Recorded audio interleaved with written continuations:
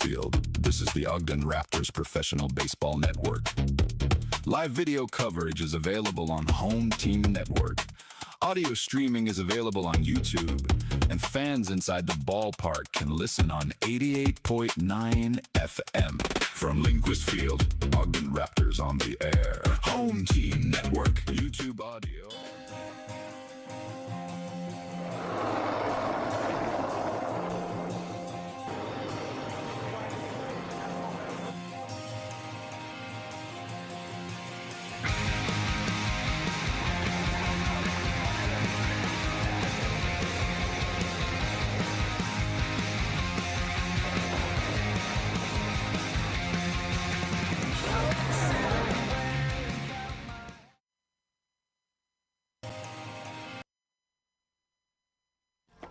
For decades, I've taught you everything I know.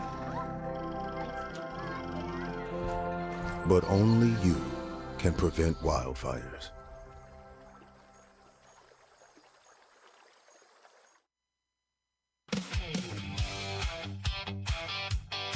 Hey, hey! When you're hungry at the ballpark and the Raptors come to play, there's only one place in the stadium, and it's Hardball Cafe. George, the captain of the crew, leading every single day with Aiden, S.J. Lilly, Sage, and Wilson on the way. Hardball Cafe. Hey there, baseball fans. I'm Ogden Mayor Ben Nadolski, and there's nothing more American than summertime baseball at Lindquist Field right here in the heart of Ogden, USA. From the crack of the bat to the smell of ballpark hot dogs and popcorn, this is where our community comes together and where downtown comes alive. So whether you're here for Raptors baseball, the fireworks, or just a great night with family and friends, you're in one of the most beautiful ballparks in all of America. So let's cheer loud, support our home team, and let's make some memories. Welcome to Lindquist Field, and let's go Raptors.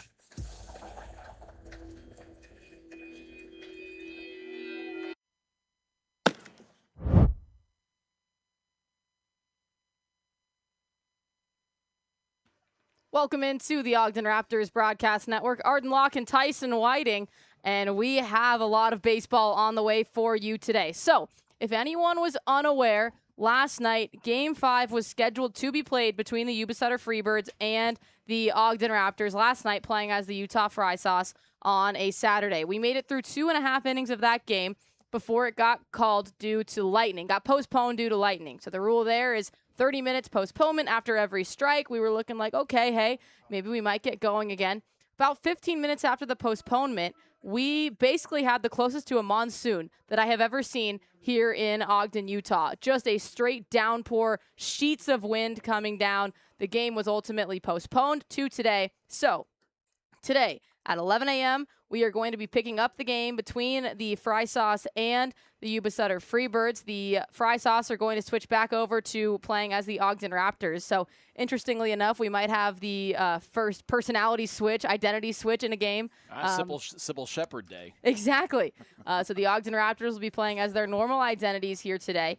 And in the bottom of the second is where we will pick up. Right now, the score is tied 0-0. New pitchers are on the mound for both Yuba-Sutter and for the Ogden Raptors. So we're going into the bottom of the third inning, which means that Yuba-Sutter will be on the mound. Ogden will be up to bat.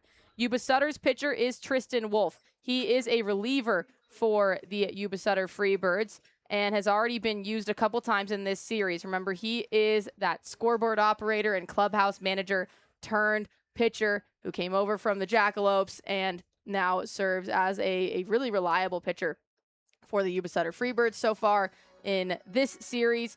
He pitched in Game 4 in relief, 2/3 an inning, gave up 1 hit, no runs in the 4 batters that he faced. Game 1 was a longer outing for him. He went 2 2/3 of an inning, gave up a hit and a run, and struck out 4 of the 11 batters he faced, and he was credited for the win in that series.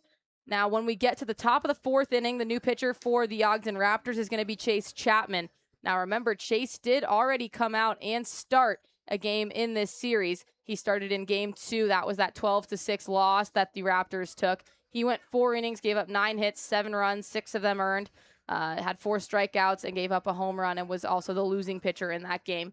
But he has fared a little bit better when he comes in relief, so to speak, which I guess this does somewhat feel like a start because you're warming up and you're coming in and you're the first pitcher on the mound of the day. But Chapman has been playing better when it comes to relief appearances than when it comes to starts. So maybe that's a good sign for the Ogden Raptors. Well, sometimes you come in with a different mentality when you come in as a reliever. You know, maybe you don't hold your fastball back a little bit, maybe just rear back and let it rip for an inning or two. And Chase Chapman does have a pretty good fastball that has some movement, high 80s, low 90s. And, you know, he's going to need to come out and throw the ball well because Tristan Wolf, as we've seen, has a pretty good arm on the other side. And, you know, it's interesting to talk about being the split personality game. I have a lot of experience. My ex-girlfriend was actually a split personality, so it's actually something I'm used to. You know, there were the fry sauce yesterday. Now they're the Raptors this morning. So Tyson Whiting is right at home here today as the Ogden Raptors are going to come out in their tie-dye jerseys, red and blue tie-dyes with white pants.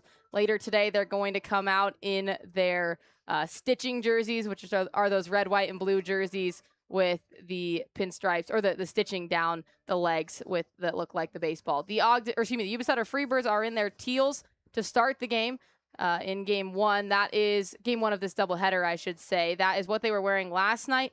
We'll see if they switch in between games. But oftentimes, in teams like the ones of Yuba-Sutter who are on the road, it's a little bit difficult to have enough jerseys to switch in between games and everything like that. So it's the 3rd doubleheader that we have played here at Lindquist Field so far this season. It's going to be theoretically the shortest one that we have played, as 6.5 innings going to be played in this first one, 7 innings played in the second.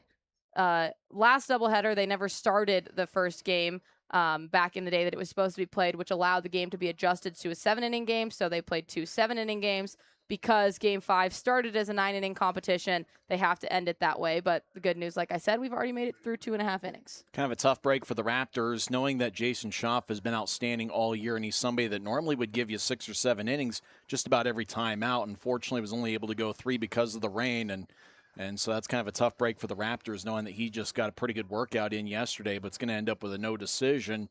And it's going to be interesting to see early on because, you know, you talk about being a getaway day for both teams. As for the Raptors, this is the end of a very long homestand. This is the last of a 12-game homestand, and then they will head on the road and take on the Billings Mustangs for 6 games. Then the final homestand of the regular season will be a 6-game set against the Glacier Range Riders in the first 6 days of September. Also, something to keep an eye on just in terms of the getaway day is that the Yuba-Sutter Freebirds are only headed out to Idaho Falls, whereas the Raptors are going out to Billings. So a slightly longer trip for the Ogden Raptors. They are aware of that. That was in their head as there was a lot of planning going on last night, trying to figure out how to make today happen, everything like that. You should still be getting out in decent time because of the second 7-inning game. Now, you're definitely going to be starting game 2 later than you would have been. I would guess you're not starting it at 1 p.m. That would require an hour-and-a-half game here in this first set. But game 2 will take place 30 minutes after game 1. Now, remember, right now the series is tied at 2 games apiece. Ogden has taken the last 2 games. Yuba-Sutter won the first 2 games. Ogden took game 3 in convincing fashion. A 20-run effort by them, 20-7. Then in game 4 of the series, the second win for the Ogden Raptors. They won it in a knockout round, courtesy of Colson Lawrence. And that game, to me, was the epitome of how knockout rounds can kind of benefit the team who doesn't have the momentum. I mean, Ogden hadn't scored since back in the 3rd inning. They led 10-4 at one point during that game, and it was the Freebirds working all the way back to a 10-10 tie. And then Ogden, in a soft toss scenario, knockout round, is able to bring their best batter up to the plate, knock a couple home runs, and walk away with a victory. Yeah, Colson Lawrence, that guy that's got that great natural power, and so the Raptors, obviously, when he's in the lineup, are a pretty good threat for a knockout round. Kind of interesting, you mentioned Yuba-Sutter's going to Idaho Falls, and oddly enough, Idaho Falls had the exact same scenario that we've got here. They played 2.5 innings. They were rained out. They're trailing Red Pocket 1-0 in the bottom of the 3rd, and they're actually going to resume their game at 11 o'clock, just about the same time we're resuming here at Lindquist Field. You know, the Salt Lake Trappers in 1987, they won 29 in a row, and Red Pocket, they have lost 29 in a row, and they're looking to end that long losing streak this afternoon over at Melaleuca Field. Speaking of scores, let's take a look at what happened last night. Oakland Ballers took the victory over the Modesto Roadsters. 13-12. So that leaves Modesto falling another game. They had a 17-game win streak at one point during the season, but no longer. Billings took the victory over Great Falls, 14-4. Long Beach Coast beat the Paddleheads. That's a good sign for Ogden Raptor fans, 11-7. And then the Glacier Range Riders also took the victory over the Boise Hawks. Another good news for the Ogden Raptors. So as we head into the final 3 weeks, final 2.5 weeks or so of this season, the Ogden Raptors still are kind of in playoff conversation, although it's a long cry. Right now, if the season were to end, it is Billings and the Long Beach Coast who have already punched their tickets into the playoffs in the first half of the season. Right now, Modesto sits at 28-7, and the Paddleheads are 4 games behind them at 24-11. Neither of those teams have earned a spot in the playoffs yet, which means that our playoffs would be set as Billings, Long Beach, Missoula, and Modesto. Now, for the Ogden Raptors, if Billings or Long Beach is able to sneak into that second spot, since they have already earned an automatic bid, you look at overall standings to determine the next person in the playoffs. Ogden, that would be the way they sneak into the playoffs, but right now they trail Missoula by 3 games, and so Missoula would still get the automatic bid. So a lot to look at. If you're an Ogden Raptor fan, your team basically needs to win every competition that they have the chance to win, and you're cheering for any team that is playing Missoula, any team that is playing Boise, and you're also cheering for the Mustangs and Long Beach Coast to go along with that. So we are about ready for baseball here in the bottom of the 3rd inning. Now it kind of feels like the beginning of the game as Tyler Gannis, the leadoff man, is going to come up to bat for these Ogden Raptors. So in terms of the order that the team is facing, pretty much what you saw in the 1st inning. First pitch from Tristan Wolf, misses a bit outside for ball 1. And we got the same score as we would have at the start of a game, as it's a scoreless game. Yuba-Sutter 4 hits, Raptors had 2 hits. Yuba-Sutter has been threatening slightly more than the Raptors thus far in this game. Here's the 1-0 pitch, and that one catches the bottom of the strike zone for strike 1. Yuba-Sutter back in the 1st inning actually got the bases loaded going against Jason Schaff, and then a double play turned by Chase Valentine and over to Tyler Stone ended the inning ultimately, so they worked out of a jam there. But there's been runners stranded for Yuba-Sutter thus far. The 1-1 is fouled back into the backstop by Gannis, and it'll make it a 1-2 count. Tyler Gannis, last Sunday, set a franchise record and a Pioneer League record that has been confirmed. It was also a Pioneer League record of 7 hits in a game. That's the most hits in a single game in this entire Pioneer League, as well as obviously for the Raptors. 1-2 pitch is fouled back once again, hits the backstop, and flies up into the air. That's incredible considering the Pioneer League's been around for about 80 years. We were waiting to get word back on whether it was a confirmed Pioneer League record. We knew that it was a franchise record, but that has been confirmed. So Tyler Gannis, the owner of Pioneer League history. Here comes the 1-2 pitch to him. Check swing. Did he go around? Yes, he did. And Tyler Gannis, a rare strikeout to start out Sunday's baseball action and to start out game 5 in inning 3. That was a nice off-speed pitch by Wolf, just a nasty breaking ball, 79 miles an hour. It was outside the zone, but Gannis just couldn't help himself. Strikeout number 1 for Tristan Wolf. And next up will be Carmine Lane. First pitch is pulled and outside to make it a ball 1 count. Carmine singled back in the 1st inning. Remember that 1st inning yesterday.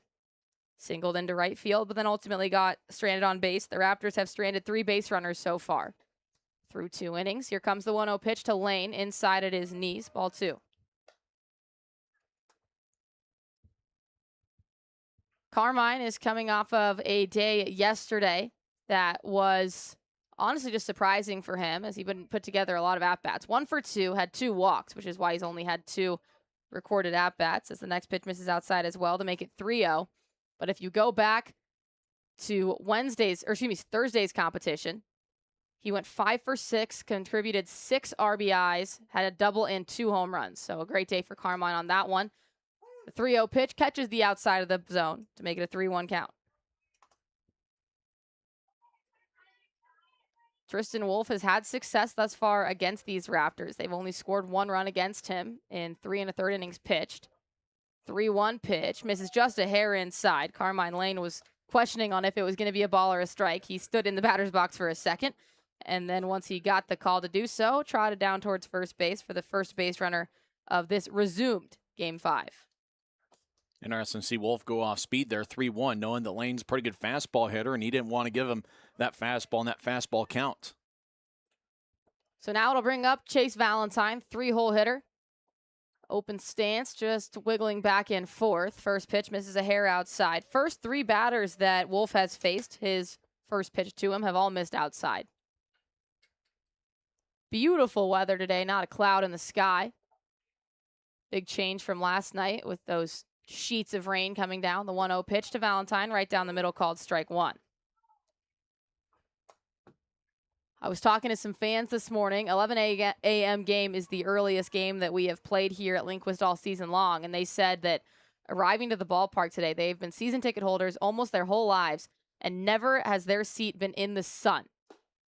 As the 1-1 pitch misses outside.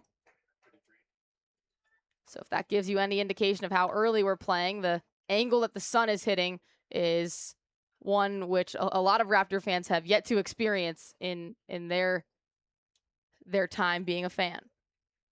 2-1 pitch towards Valentine. Carmine Lane, 10-foot leadoff first, his right arm hanging. The pitch is lifted high in the air, foul territory. Kirchner's going to try to make a play on it, but that's going to sail into those sun-bathed stands.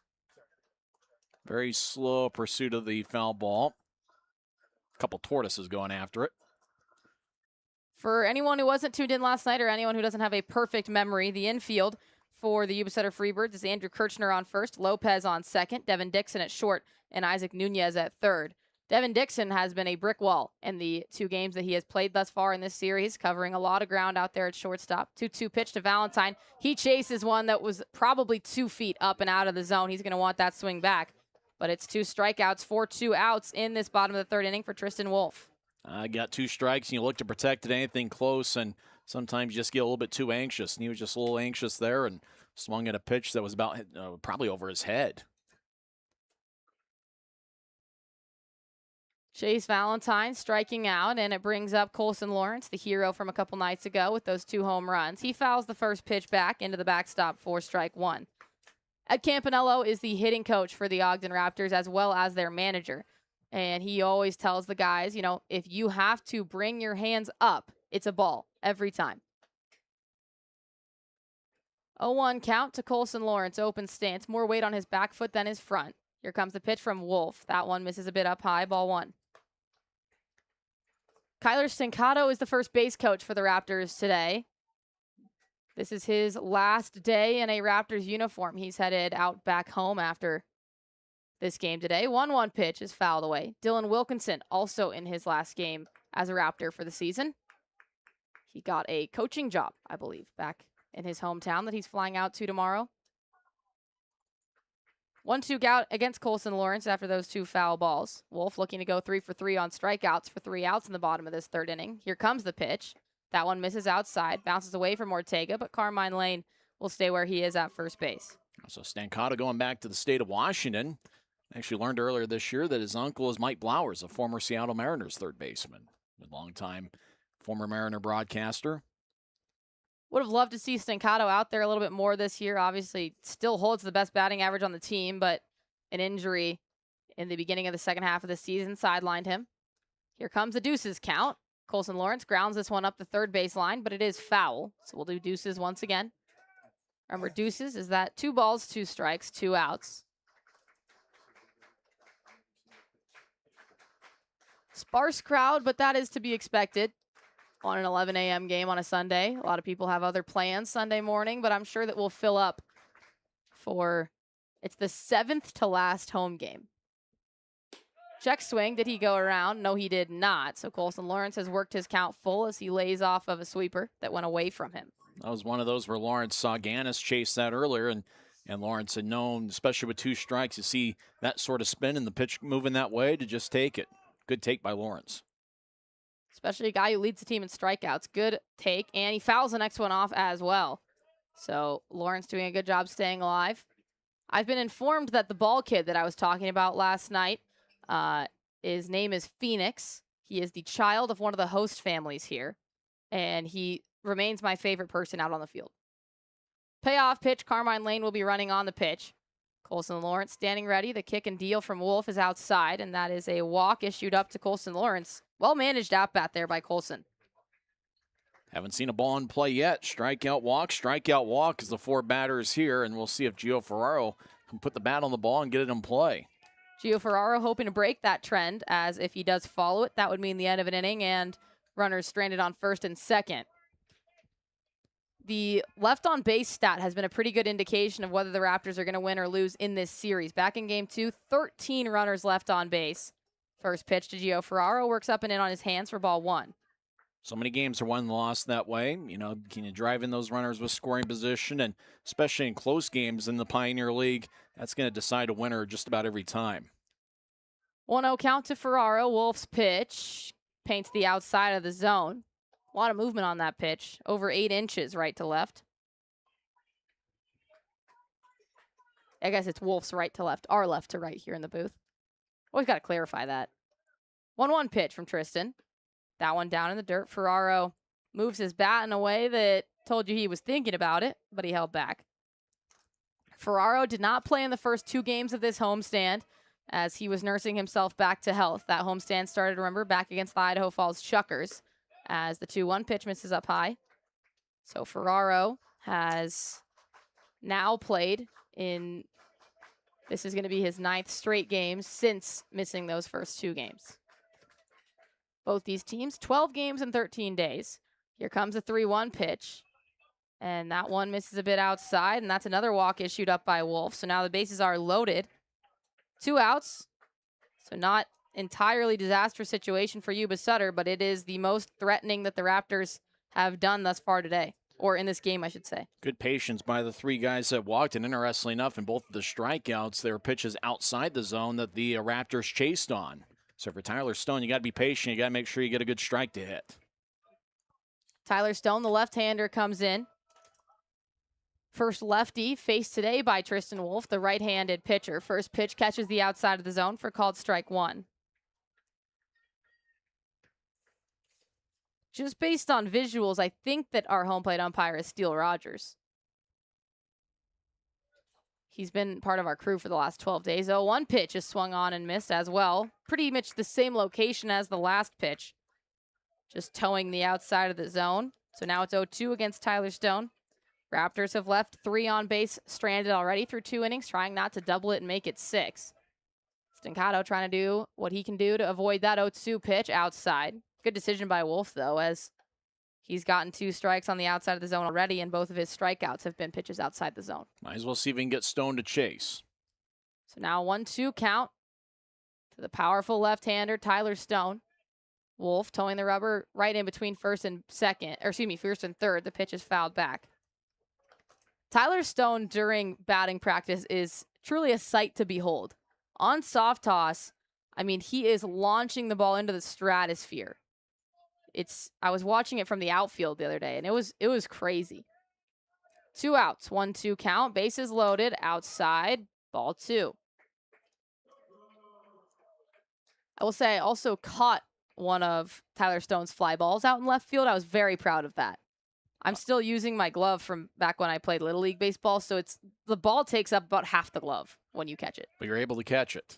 It was an achievement. 2-2 pitch, inside, gets away from the catcher Ortega, and that's going to allow Carmine Lane to come in to score on a wild pitch. The Raptors are on the board first in this game.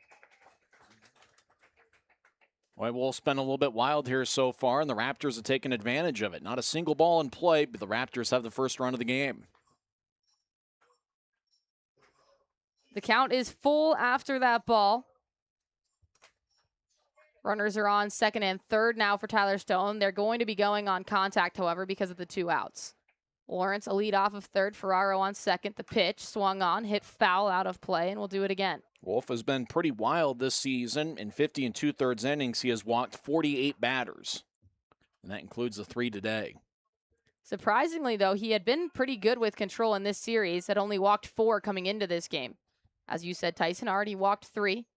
Payoff pitch to Stone once again. Outside, he's now walked 4. The only solace there is that you didn't walk a run home.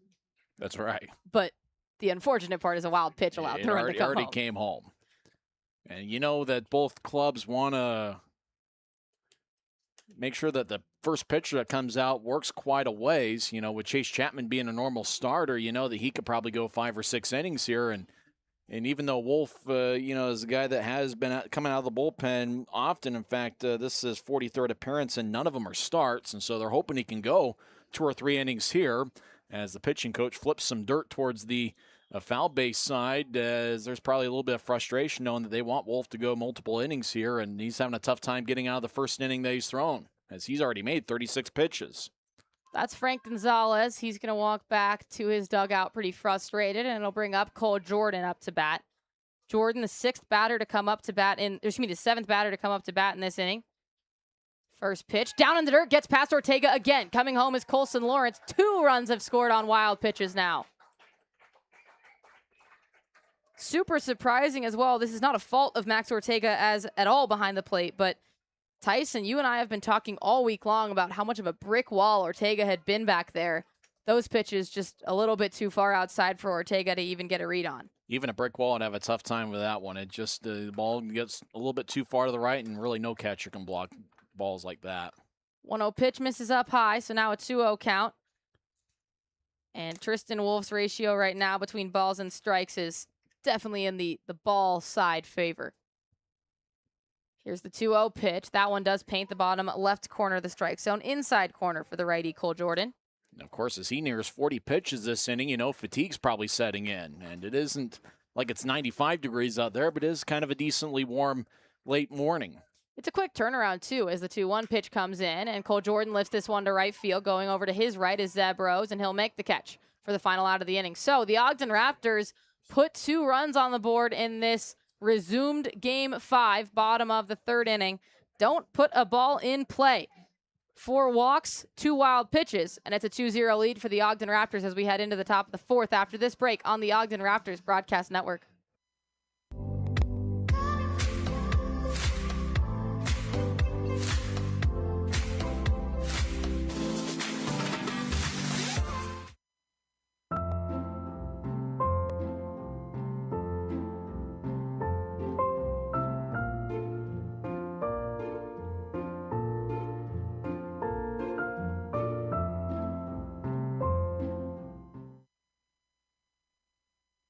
At the Prairie Schooner, you can dine in a covered wagon while enjoying our delicious hand-cut steaks, fresh seafood, and signature desserts. Go to prairieschoonerrestaurant.com or call us at 801-392-2712 to reserve your table today.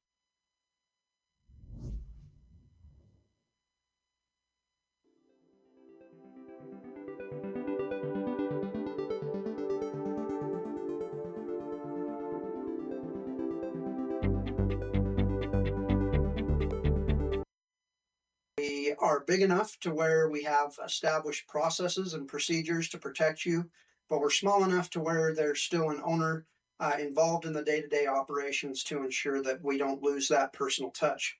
We'd love to tell you more about us, and feel free to reach out to us. You can reach our team at 801-728-0454. Ooh, we're live from GCB Computers booth. The Raptors Network's on. Yes, we're live in Ogden, Utah. The game is rolling on. Welcome back to the Ogden Raptors Broadcast Network. Arden Locke alongside Tyson Whiting in the top of the 4th inning. First action that you're going to see from the Yuba-Sutter Bats or the Ogden Raptors defense led by Chase Chapman. His first pitch is swung on and missed by the 4-hole hitter, Zach Chamizo. So far, the Ogden Raptors pitching staff, which was Jason Schaaf, went through the batting order once and 3 more batters. So halfway through the batting order on the second time around. A check swing is a called strike against Chamizo, and so he falls behind 0-2 very quickly against Chase Chapman. Now, I will say the strategy of putting Chapman in could be, as the 0-2 pitch comes in and misses outside, that Yuba-Sutter put up a very different offensive batting order when they knew the starter was the lefty Chase Chapman. They are stacked with lefties in Hext, Kirchner, and Chamizo in the middle of their order. Could have been a strategic move knowing that, as the 1-2 pitch is swung on and missed, and Chase Chapman faces 1, strikes out 1 so far. Yeah, Yuba-Sutter uses a few platoons in different spots in the lineup, and so getting the lefty Chapman in there certainly could be beneficial with the lineup that was built to face a righty. What the Yuba-Sutter Freebirds can obviously do is, make changes once they see that Chapman is out there and sub people in for the rest of the game as the first pitch to Ortega misses inside and too low for ball one. Back when Chapman started, which was in game 2, had a lot more righties in the lineup. The 1-0 pitch is grounded up the third base line, but foul. That game on Wednesday he made 71 pitches in 4 innings, so it'll be interesting to see just how long he can go. This would almost be like a side session type day, and so this one, instead of working on the side in the bullpen, you just use it in the game. First pitch misses up too high, so back in game 2, you still were led off by Zebros, followed up by Hexton Kirchner, but then you had Ortega, Castaneda, Carlson, and those were the three that were the main change. So those lefties were different. Third base side, grounded, fair, Carmine Lane backhands it and makes a crossbody off balance ball going away from him throw to Tyler Stone for the second out of the inning. Well, just barely fair. Lane with a good backhand pickup, and then he knew Ortega was running, and he's the catcher and doesn't run all that well. So Lane knew he had plenty of time to set his feet and make a good throw, and that's exactly what he did. 2 up, 2 down so far for Chase Chapman and his defense. It brings up Cam Uran, another left-hander. Uran shows bunt, pushes it right back to Chapman. He gloves it, walks over, and underhand throws it to Tyler Stone for a perfect 1-2-3 inning. Chapman's first frame in the top of the 4th. Beautiful. 3 up, 3 down. No score for Yuba-Sutter. 2 runs for the Ogden Raptors as we head into the bottom of the 4th inning here on the Ogden Raptors Broadcast Network. Do you thrive on a challenge? Does crafting complex parts ignite your passion? Peterson Inc. isn't your average manufacturer. We're world-class, pushing the boundaries of what's possible. We're looking for skilled welders and machinists to join our team. People who take pride in precision. If you're wanting to contribute to groundbreaking innovations, Peterson Inc. is your place. Visit petersoninc.com and join the team that builds the future. At GCB Computers, we specialize in high-quality, refurbished computers that save you money without sacrificing performance. We believe in use it before you buy it. Come into our showroom, power up your future computer, and test it out yourself so you can buy with confidence. Visit GCB Computers online at www.gcbcomputers.com or call 385-515-1797. That's GCB Computers, the computer you need at a price you can afford. Dave Grant has proudly served the community for over 50 years, getting what you need, where you need it, when you need it. Encapsulates our mission to deliver reliable and timely service. Contact us at 801-394-1621 or at www.granttrucking.com.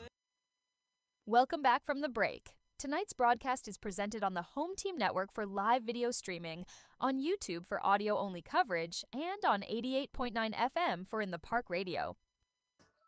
Welcome back to the Ogden Raptors Broadcast Network. Everyone grab your Pepsi that is offered here at Lindquist Field and tuck in, as we've got a lot of baseball on our hands. Hank Dodson will be the man up to bat going against Tristan Wolf. First pitch from Wolf, a called strike. Tristan looking to recover from an iffy inning. They gave up 4 walks, allowed 2 runs to come in. Both of them were off of wild pitches. Obviously earned runs, because if the error is on the pitcher, then it's an earned run. Next pitch misses too low to make it a 1-1 count to the catcher, Hank Dodson. Hank hoping that his hot bat can travel state lines, as he has had a great homestand. Raised his batting average by about 15 points. The 1-1 misses outside to make it a 2-1 count. And Dodson over doubled his home run number. Came into this homestand 4 home runs. He currently sits at 5. 2 of those 5 that he hit in these 12 days, grand slams. 2-1 pitch to Dodson. This one has air under it, but it doesn't have the distance. Coming in on it is going to be the right fielder, Rose. And he comes in to make the grab for the first out of the inning. Just the second ball that we've seen get hit in play today. Hit that one a mile in the air. It was one of those where Rose and Lopez were both kind of looking at it. And obviously this time of day, maybe left field's more the sun field, whereas later in the day, those early night games, the right fielder has to battle the sun a little bit more.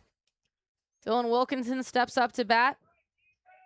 His second at-bat of this ball game. First pitch, misses a bit too low, ball 1. Dylan Wilkinson, an important member of these Ogden Raptors. Remember, he is playing in his last game for the Raptors this year. His second year with the Ogden Raptors. He's one of the best guys on the team as the 1-0 pitch. Line drive right back up the middle, but it's right to Cooper Hex, who sidesteps about 5 feet to his right and snags it for the second out of the inning. But just want to keep talking about Dylan Wilkinson for a second as Gannis comes up. So Wilkinson this year playing in the Raptors organization for his second season. Last season with the Raptors, batted .317 in 61 games. Slightly increased role this year as he's playing in his 68th game today. Started in 53 of them. He will be greatly missed for these last 2 weeks of the season. First pitch called strike to Tyler Gannis. It's special to see the guys who stay with the team for multiple years. You don't often see that in the Pioneer League with a lot of shifting of roster spots as the 0-1 misses outside to make it a 1-1 count to Gannis. A lot of players coming back from last season's club, and I think that says something to the organization and how good the organization is that guys want to come back for multiple years. Fun culture to be a part of for sure. 1-1 pitch. Gannis shows bunt, pops it up, but it's going to find the gap between shortstop and third base. And the third baseman, Isaac Nunez, is unable to barehand it. So an unconventional bunt by Tyler Gannis that had a bit more air under it than he probably would have liked. But it kind of found no man's land in the infield. And the ball really not rolling as there's definitely still a bit of moisture trapped in the grass out there. That was one of those where it looked like Wolf had contemplated making a dive for the ball, and it looked like the third baseman, Nunez, thought that Wolf was going to dive for it. And once Wolf let it go, Nunez had a bobble off his right hand, and that creates a bunt base hit. Tyler Gannis scampers back to first base as he was still in the process of taking off his different batting armor. But he finally gets the last piece off and throws it to Kyler Stancato as he retakes his lead off first. First pitch to Carmine Lane, misses outside, ball 1. Carmine today, 1 for 1, a single yesterday in the first inning, and then a walk last inning in the third. Wolf with his glove folded into his chest, checks the runner on first, kicks, deals. It's taken right back up the middle. Diving for it is Lopez, but it gets past his glove. Gannis will hold up on second, but it's the second base hit that we have seen in this inning, second base hit of the game in the resumed game for the Ogden Raptors, and it places runners on first and second for Chase Valentine with 2 outs, though. That was a sharply hit ball. Lopez playing a little bit more towards the middle and made a nice dive towards his right, but Lane just with that line drive was able to get a base hit. That's the type of thing Carmine Lane's done all year. Chase Valentine stepping up to bat, 8 for 17 coming into this game in the series. First pitch to him is ripped into left field. That goes down in front of the left fielder. Uran rounding third and coming home is Tyler Gannis. The throw is going to be close, but Tyler Gannis slides in head first in time. RBI single by Chase Valentine, and it gives the Raptors a 3-0 lead.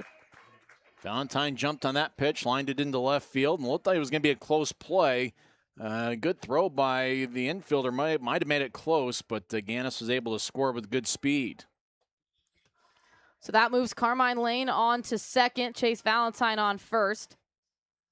Interestingly, now 3 of the 4 runs that the Raptors have scored today, which also means 3 of the 4 runs they've scored in this ball game, have come on 2 outs.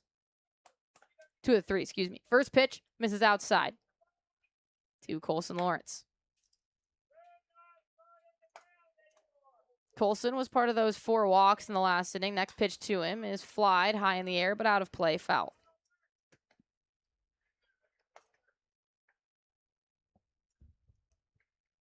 Lawrence, kind of the epitome of a power hitter. A lot of home runs, a lot of RBIs, and also a lot of strikeouts. But he worked a good walk back in the third inning. 1-1 pitch on him. That misses outside. Ortega leans over to his right side and corrals the ball. A lot of people call those 3 true outcome players, guys that can rack up the home runs, walks, and strikeouts. Rob Deere in the late 80s, early 90s was one of those guys. But Colson Lawrence has accumulated 11 RBIs coming into this game. He fouls back the next ball as well. So it's now deuces for the second time on him in this game. Deuces, 2 balls, 2 strikes, 2 outs. Also a runner on second. That runner is Carmine Lane. The runner on first is Chase Valentine.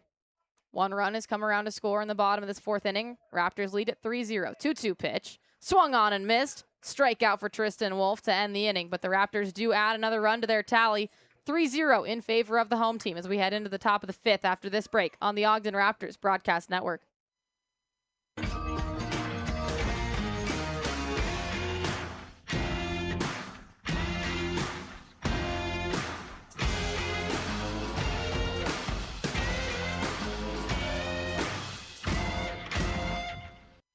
Next. Hi. 2 tacos. 2 tacos. 2 tacos. 2 tacos. Oh, I got them with a small business loan from America First Credit Union. They've been a huge help. A huge help? Huge help. Huge help. Well, okay. Ah! Fire! Fire! Fire. Oh, they're fire. Oh, they're on fire. Get your money working with expert business services from America First. From the humble beginnings of Lael Bowman and Mel Kemp, the company has grown into a large steel facility supplying structural steel, reinforcing steel, and basement window systems.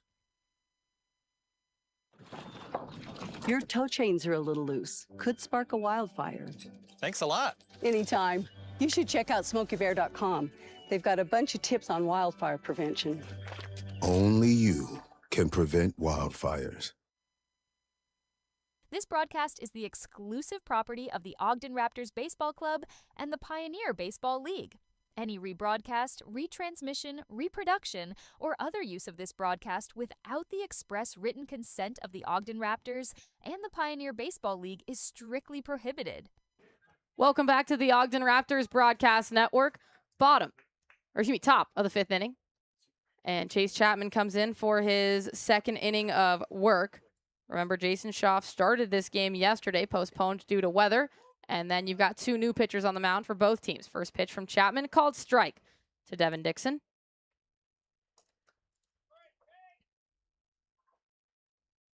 Dixon, the fast shortstop, swings the next pitch, lines it on the ground up the third base line, fair. Now it's sailing into foul territory, rolling around. Tyler Gannis picks it up with his bare hand and relays it in, but easily making it to second base. Standing up is Devin Dixon to start off this fifth inning. Just a perfectly placed ball down the line, and, Carmine Lane with a pretty good attempt to try to get it, but Devin Dixon put that in about the perfect spot for a double. Dixon could do it all. He could field with the best of them at short and also hit him down the left field line. So now coming up to bat will be Eli Lopez. We were talking about the different lineup that the Yuba-Sutter Freebirds put together going against Chapman when they knew he was starting. This lineup today, 4 lefties in it. The lineup back in game 2, just 2. This is the lineup that they have displayed more often, have the Freebirds, but Chapman is the only lefty starter the Raptors have. Showing button pulling back is Lopez, but it's too high, and he pulls back ball 1. Chapman will walk back up to the mound. You can tell there was some rain yesterday as it is a dark brown color, and the crevices in the mound are probably staying a bit more than they would is it not so wet. 1-0 pitch, misses outside as well to make it a 2-0 count. Warning track, you can tell is pretty wet, maybe a little muddy. Infield looks like it's in really good shape, and the outfield looks like field looks really nice, especially this late in the season. And it's really impressive, too, as Chase Chapman prepares for his 2-0 pitch, checks the runner, right leg kick, and offers. That one misses a bit outside. What I was going to say is the just torrential monsoon happened so quickly last night. They didn't put the tarp on. So it was really just relying on Mother Nature to dry it all out itself as the tarp never went on. It's a 2-1 count to Eli Lopez, the right-hander from the lefty Chapman. The pitch, that one does catch the inside of the strike zone. And it's now 2-2. So, it's been an awfully long night and a long day for the grounds crew. Probably had to get her early this morning to make sure the field was in playable conditions. It looks like they've done a great job. So now a 2-2 pitch from Chapman. This one lightly hit, jammed up on the hands, but going into right field as Lopez is going to pick up a base hit. Stopping at third is going to be Devin Dixon, but now you've got runners on the corners with no outs in the top of this fifth inning as the Yuba-Sutter Freebirds are threatening of their first runs of this competition. Well, Lopez got jammed a little bit, but looked like Ferraro was playing pretty close to the second base bag, and with that in mind, the ball ended up in right field and threw for a base hit. Well, Chapman's going to be hoping for a ground ball here right up the middle. He'd like a 6-4-3, even if it would plate Dixon at third. It's been a high-scoring series thus far. The winning team in every game has scored 10 or more runs, so you know that you can likely afford to give up one. First pitch swung on and missed by Isaac Nunez for strike one. Well, we saw that on Wednesday where it seemed like even though, Yuba-Sutter had a pretty decent lead, they'd play the infield back looking for a double play because the Raptors are pretty confident that they can put up runs on the board themselves. Raptors, best offense in the league, averaging over 10 runs a game. 0-1 pitch from Chapman. He pauses at the top of his leg kick, and that one is a called strike in the bottom of the zone. So Chapman changing up the tempo a little bit. Just wanting to keep that runner at first close, and he was able to do so. That's what a good lefty will do, is they'll vary their moves to the plate, vary the amount of time they are standing in the stretch. This time he does throw over to first base. Getting back in time is Eli Lopez. It's an 0-2 count on Isaac Nunez. Devin Dixon is the runner on third. Nunez hands out in front of him another pickoff throw to first, keeping Lopez honest. Chapman is lucky he's at home, as he would probably be met with a bunch of jeers from the stands. That's right. Was this an away game? They never boo the home guy when he makes a pickoff attempt to first, but always the visiting player. Chapman stares down the runner on first. His 0-2 pitch will come home, and this one is fouled up the opposite field, right field line. Out of play foul. Ends up hitting off looks like a garage door. I think one of these games we should stand outside the ballpark, just see how many baseballs we can get. Should we announce it from out there? Just announce based on noise alone? I think we could. That one sounded foul. Oh, and it's coming towards us. That one sounds like a home run, and it is. It's called a sensory game. We're going to start a trend. 0-2 pitch coming to Nunez. His bat, bright red, pointing kind of towards the third base area, back towards the dugout of the Raptors. The pitch swung on and missed, and Chase Chapman has picked up his second strikeout and the first out of this fifth inning. A good pitch down and in, and it was in the strike zone, so Nunez had to take a cut at, and Chapman last year got a lot of strikeouts on pitches just like that. That little slider down and into righties, and gets one right there, and it was a big strikeout to Nunez. So now rolling back over to the top of the order is Zeb Rose. First pitch misses a bit too high for ball one. Scoreboard operators were on it on that strikeout. They had the out up on the board within milliseconds. They were all ready to go. They've got their morning cappuccino, and they're all dialed in. Chapman toes the rubber on the third base side, still eyeing down Lopez, who is the runner on first. Dixon is the runner on third, and another pickoff throw over to first base. Lopez this season has yet to steal a base for the Freebirds. He's only played with them this is his fourth game. He is fast, though, and he will go. This one high in the air. Lopez is going to have to stop in his tracks and retreat, and Gio Ferraro from second base comes in on it, makes the catch on the inside of the grass of the infield. So a good job by Lopez to be aware, as he was taken off for second, quickly retreated after the pop-out, and now there are two outs. That was a big league pop-up. That was in the air a long time. 6.1 seconds of hang time. So after allowing runners on the corners with no outs, Chase Chapman and his defense have recorded 2 outs with a strikeout and a pop-out. And Cooper Hext's first pitch is fouled back over our heads for strike one. Boy, we only got a few innings to see if we can get you a foul ball at some point. No, can't believe it. This is my last day. Wait, so Stancato, Wilkinson, and you? And me. I'm glad that I'm grouped with them. I'm very honored. Things happen in threes, and I guess things are happening in threes. Cooper Hext swings and misses on the next pitch as well. Maybe a foul tip there, as indicated by Dart behind home plate. But regardless of a swing and a miss or a foul tip, Dodson handled it, and it's an 0-2 count. So Chapman looking to foil some dreams of Yuba-Sutter right now, as they really were looking good to threaten in the beginning of this inning. Dixon has been standing 90 feet away the whole inning. Pause in the motion. Now the pitch coming home, and it is fouled away. This is the most pronounced that I have ever seen Chapman in his motion with that pause to really get a runner guessing. Yeah, it seems like he's gotten himself into pretty good rhythm there. So an 0-2 count. 2 outs. The pitch from Chapman swung on and missed. second strikeout of the inning, third of the game, and Chapman leaves 2 stranded. Yuba-Sutter still down by 3-0 as we head into the bottom of the 5th inning after this break on the Ogden Raptors Broadcast Network. Do you thrive on a challenge? Does crafting complex parts ignite your passion? Peterson Inc. isn't your average manufacturer. We're world-class, pushing the boundaries of what's possible. We're looking for skilled welders and machinists to join our team. People who take pride in precision. If you're wanting to contribute to groundbreaking innovations, Peterson Inc. is your place. Visit petersoninc.com and join the team that builds the future.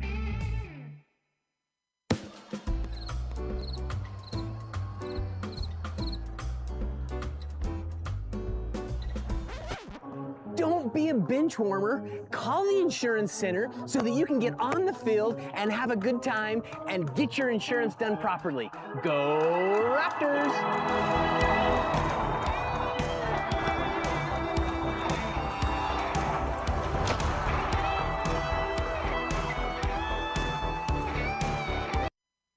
This can keep a battle buddy safe from the risk of suicide.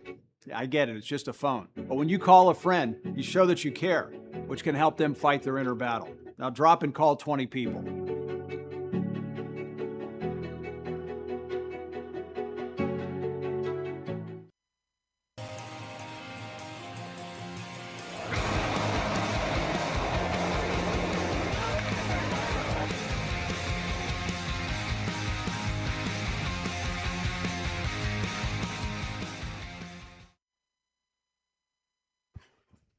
Welcome back to the Ogden Raptors Broadcast Network, the home team. Ogden on top right now, 3-0 in the bottom of the 5th inning. This a resumed game 5 from yesterday. The first pitch from Wolf is spiked into the ground for ball 1, coming into Gio Ferraro.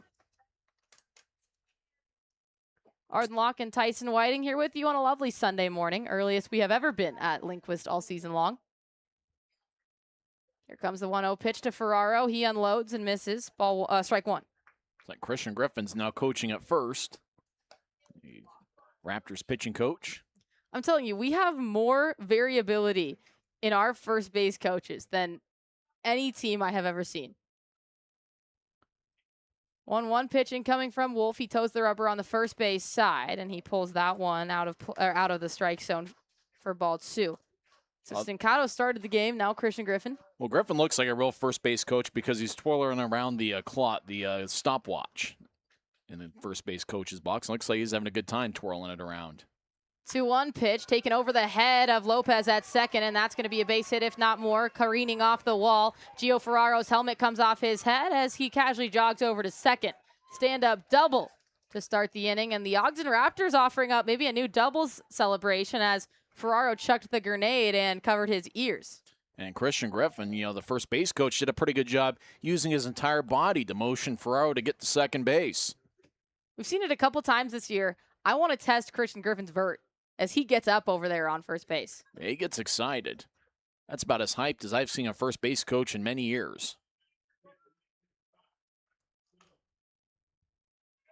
Look at CG go. Twirling that stopwatch. Doesn't really need the stopwatch right now. What is the stopwatch for? It's to time the pitcher from the time he releases the ball to the time it gets to the plate. Kind of timing in a base stealing method. Tyson, the amount I've learned from you this year is astronomical. Tyler Stone pops up the first pitch, and it's going to sail out of play. I don't know where that ball... Did that ball ever land? I think it's still in the air. It might still be going up, honestly. I thought that was one that might end up coming close to us. There's a new satellite that actually NASA just launched. It's Tyler Stone's ball just now. 0-1 pitch to Stoney. Runner on second is Ferraro. Stone's hands so high over his head, they're visible to Ferraro on second base. And the next pitch from Tristan Wolf misses outside for ball 1. Apollo 20, the Stoney. It's a good name.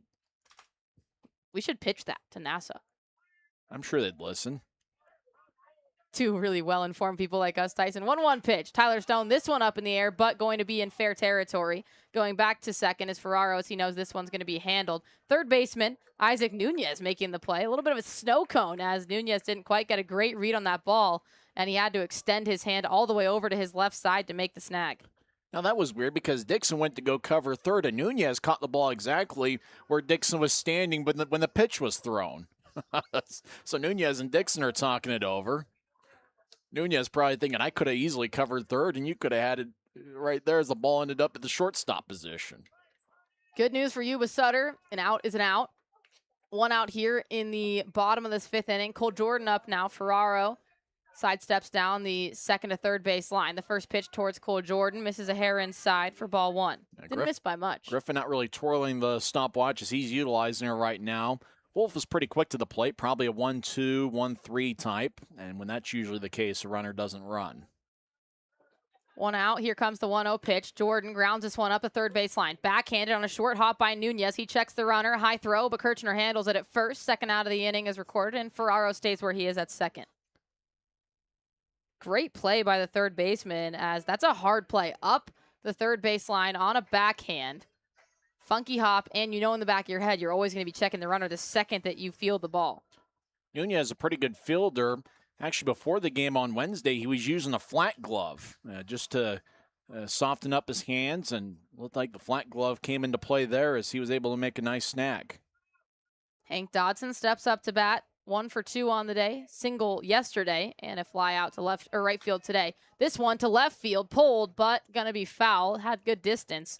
And Hank Dodson has shown off that he does have pop, contrary to what his batting average might have shown earlier in the season. Dodson hit that towards the concession stands, and speaking of which, there's plenty of time to come out to the ballpark because we got 2 games today, and it is a free food Sunday. That's right, food is free here at Lindquist Field. Perfect day to come out to the ballpark for 2 games. 0-1 pitch misses up too high, leaning back slightly is Hank Dodson as it worked maybe slightly uncomfortably close to his face. So it'll be a 1-1 count. Wolf chest towards his catcher Ortega. Now sidesteps his chest towards third base. Left leg kick and the pitch. Inside of the zone. Called strike 2. Do you remember if either team used a Red Pocket Mobile Strike Zone challenge yesterday? I think one was used by the Yuba-Sutter Freebirds. We'll double check on that. I believe Ortega challenged back in the 2nd inning and was unsuccessful. The 1-2 pitch, Dodson holds back. It's outside, ball 2.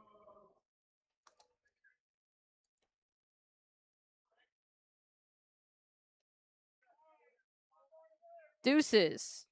Coming into Hank Dodson, 2 balls, 2 strikes, 2 outs. Gio Ferraro, the runner on second. Here's the pitch to Dodson. He turns on one and pulls it foul. We'll do the 2-2 count once again. Well, that was 82 miles an hour. You wonder when the longest Wolf has gone in an outing, as after all, every appearance, all 43 of them have come out of the bullpen, and he's already made close to 70 pitches. He's been used a lot as well out of the bullpen, so he's had a lot of work with his arm. 2-2 pitch to Dodson, misses up too high, and that's a 3-2 count now. No one warming up, though, in the bullpen, so Wolf expected to go a little bit longer right now. It's a close enough game that, you know, you're not chalking it up to, hey, let's just make sure we're ready for game 2 of this doubleheader. It's 3-0. Both of these teams, like I said, the lowest amount of runs scored has been 6 by the Ogden Raptors. That was in game 2 when they lost.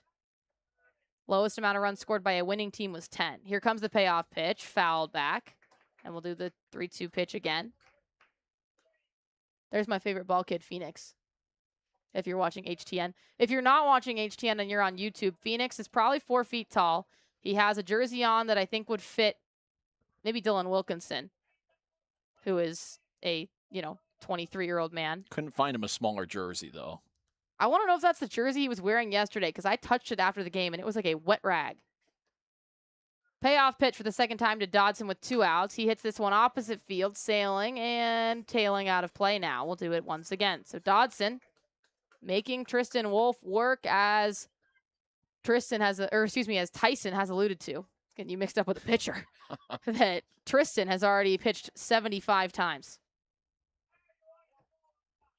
Pitch count at 75. His 76 will be his third payoff pitch to Hank Dodson. Just lightly motions his bat. That one is spiked over to the right side. Ortega can't find the ball. He still can't. Ferraro taking third. Now coming home. The play at the plate is not in time. Gio Ferraro takes 2 bases on a ball that got away from Ortega over to his left side. He spun around in confusion trying to find the ball, and seeing that, Ed Campanello sent Gio Ferraro from second all the way to home. Very aggressive base running play, and Ortega just couldn't find the ball. It was near the Raptors on deck circle, and well, it was a close play, and Ferraro was standing up, and he was able to make it because he ran with confidence. You know, he got a quick jump after the walk, knowing the ball got away, and because he didn't hesitate at third base, and that's why he was able to score, is because he didn't hesitate at all. Wilkinson, first pitch, misses inside, ball 1. Throughout all of the hubbub, that was ball 4 to Hank Dodson, so he now stands on first base, and that now makes 3 of 4 runs scored for the Raptors today on 2 outs. A 1 pitch fouled up the first base line, only about a foot foul, but that's actually good news for Dylan Wilkinson, as that would have been an easy ground out for Andrew Kirchner. Yeah, and interesting, Dodson doesn't have much speed, but there's nothing that says when you walk that you're just getting first base. Like, you can take second base if you want. You know, if Dodson maybe had the speed of a Chase Valentine, it's possible he could have taken 2 bases on a walk. 100%. So still 2 outs. 1-1 counting coming to the lefty Wilkinson. He hits this one opposite field, and that's going to drop just over the head of Devin Dixon at shortstop. Base hit for Dylan Wilkinson. His first hit of the day and his final game this season as an Ogden Raptor. Well, you could just tell fatigue is settling in with Wolf, as he doesn't quite have that nasty stuff that he had in the first inning they worked, which was the bottom of the third, and nobody warming up in the bullpen, but the Raptors looking to take advantage of the fact that Wolf has lost a little bit off his fastball. Wilkinson, the man on first. Hank Dodson, the man on second for the leadoff man, Tyler Gannis, who is 1 for 3 today. He singled in the top of the 4th inning his last time up. First pitch, he lifts. Doesn't have a lot of meat under it. Going back is Andrew Kirchner in foul territory, and he makes the grab just shy of his bullpen home base. But that's the 3rd out of the inning. The Ogden Raptors add 1 run off of a Gio Ferraro double stolen base on a double taken base on a wild pitch. And it is the Raptors with a 4-0 lead as we head into the top of the 6th inning after this break on the Ogden Raptors Broadcast Network. Who's pitching? 3 wireless carriers. Big corporate mobile. Our stock always goes up. So do your prices. I'm out. We're cheap, just like your coverage. We're Red Pocket, your new ultimate cell carrier. Only we give you all 3. No price increases, 2-minute care, and all major networks for your best 5G coverage. What's your ask? $10. You've got a deal. Switch to Red Pocket. Like me, your new ultimate cell carrier. Do you thrive on a challenge? Does crafting complex parts ignite your passion? Peterson Inc. isn't your average manufacturer. We're world-class, pushing the boundaries of what's possible. We're looking for skilled welders and machinists to join our team. People who take pride in precision. If you're wanting to contribute to groundbreaking innovations, Peterson Inc. is your place. Visit petersoninc.com and join the team that builds the future. GCB Computers. Refurbished, reliable, and ready to go. The computer you need at the price you can afford.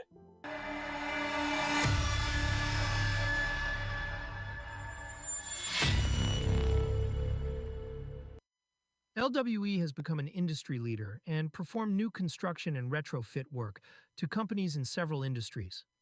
LWE is located in northern Utah and has performed work throughout the western United States. We can be reached at 801-621-3220.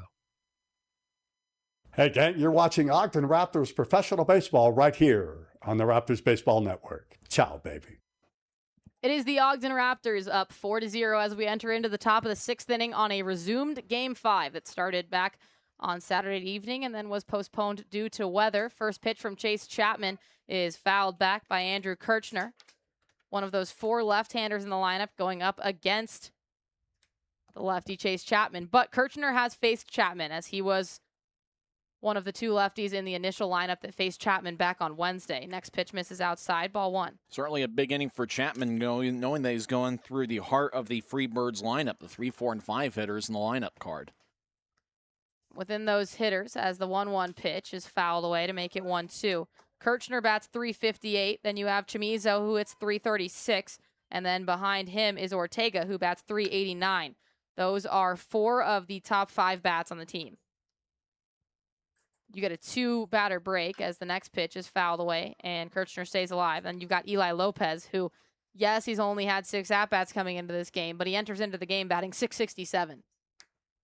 If he does that throughout the whole season, we got ourselves a story. It's record-breaking in his own right. 1-2 pitch incoming from Chapman to Kirchner. Lefty v lefty. Sidestep into the motion. Swing and a miss, and that is strikeout number 4 for Chase Chapman. He's looked good today on a Sunday. It's a nice off-speed pitch, 84 miles an hour, and Kirchner just couldn't help himself. And Chapman's been rolling here so far, and it's kind of the vintage Chase Chapman that we saw quite a bit last season. He's pitching with a lot of confidence right now. So I think that what Chapman needs to do is that he needs to have someone come in before him for like 2 innings, and then he comes in, so it's technically a relief appearance. First pitch misses down low to Chamizo, as Chapman has looked considerably better in quote-unquote relief in the last month or so than he has in his starts. Well, it's a different mentality, and some guys are just built for the bullpen. 1-0 pitch from Chapman to Chamizo. This one fouled away. Lefty on lefty battle, CH on CH battle. CHA, actually. Yeah. Chase Chapman, glove guarding his face. Teal glove that almost matches the jerseys of the Freebirds. His pitch is taken into the air, into left center field. Going back is Valentine, the shortstop. Coming in is Gannis, the left fielder. And it is ultimately Gannis who's going to make the snag for the second out of the inning. So 1-2 very quickly. And the Ogden Raptors and Chase Chapman have retired the last 5 batters that they've faced going back into the 5th inning. So in the Cha versus Cha matchup, it was Chase Chapman that came away with the victory. That's like when you have the inter-squads and hey, the Ogden Raptors are going to win today. That's how we felt during FanFest. First pitch incoming to Ortega, called strike, as Chapman was able to sit down the 2 left-handers, but now right-hander Ortega. Ortega has yet to get a hit today. He grounded into a double play yesterday and then grounded out today. So he's 0 for 2. The next pitch from Chapman misses too low and outside for ball 1. Weather today is good for a doubleheader, 87 degrees. It will get hotter. 1-1, fouled away as well. So we'll make it a 1-2 count. But it is a little bit more doable as when you think back to the first doubleheader that we had this year, and you were playing starting at around 2 p.m. at 90 degrees. That was brutal. 1-2, up and outside.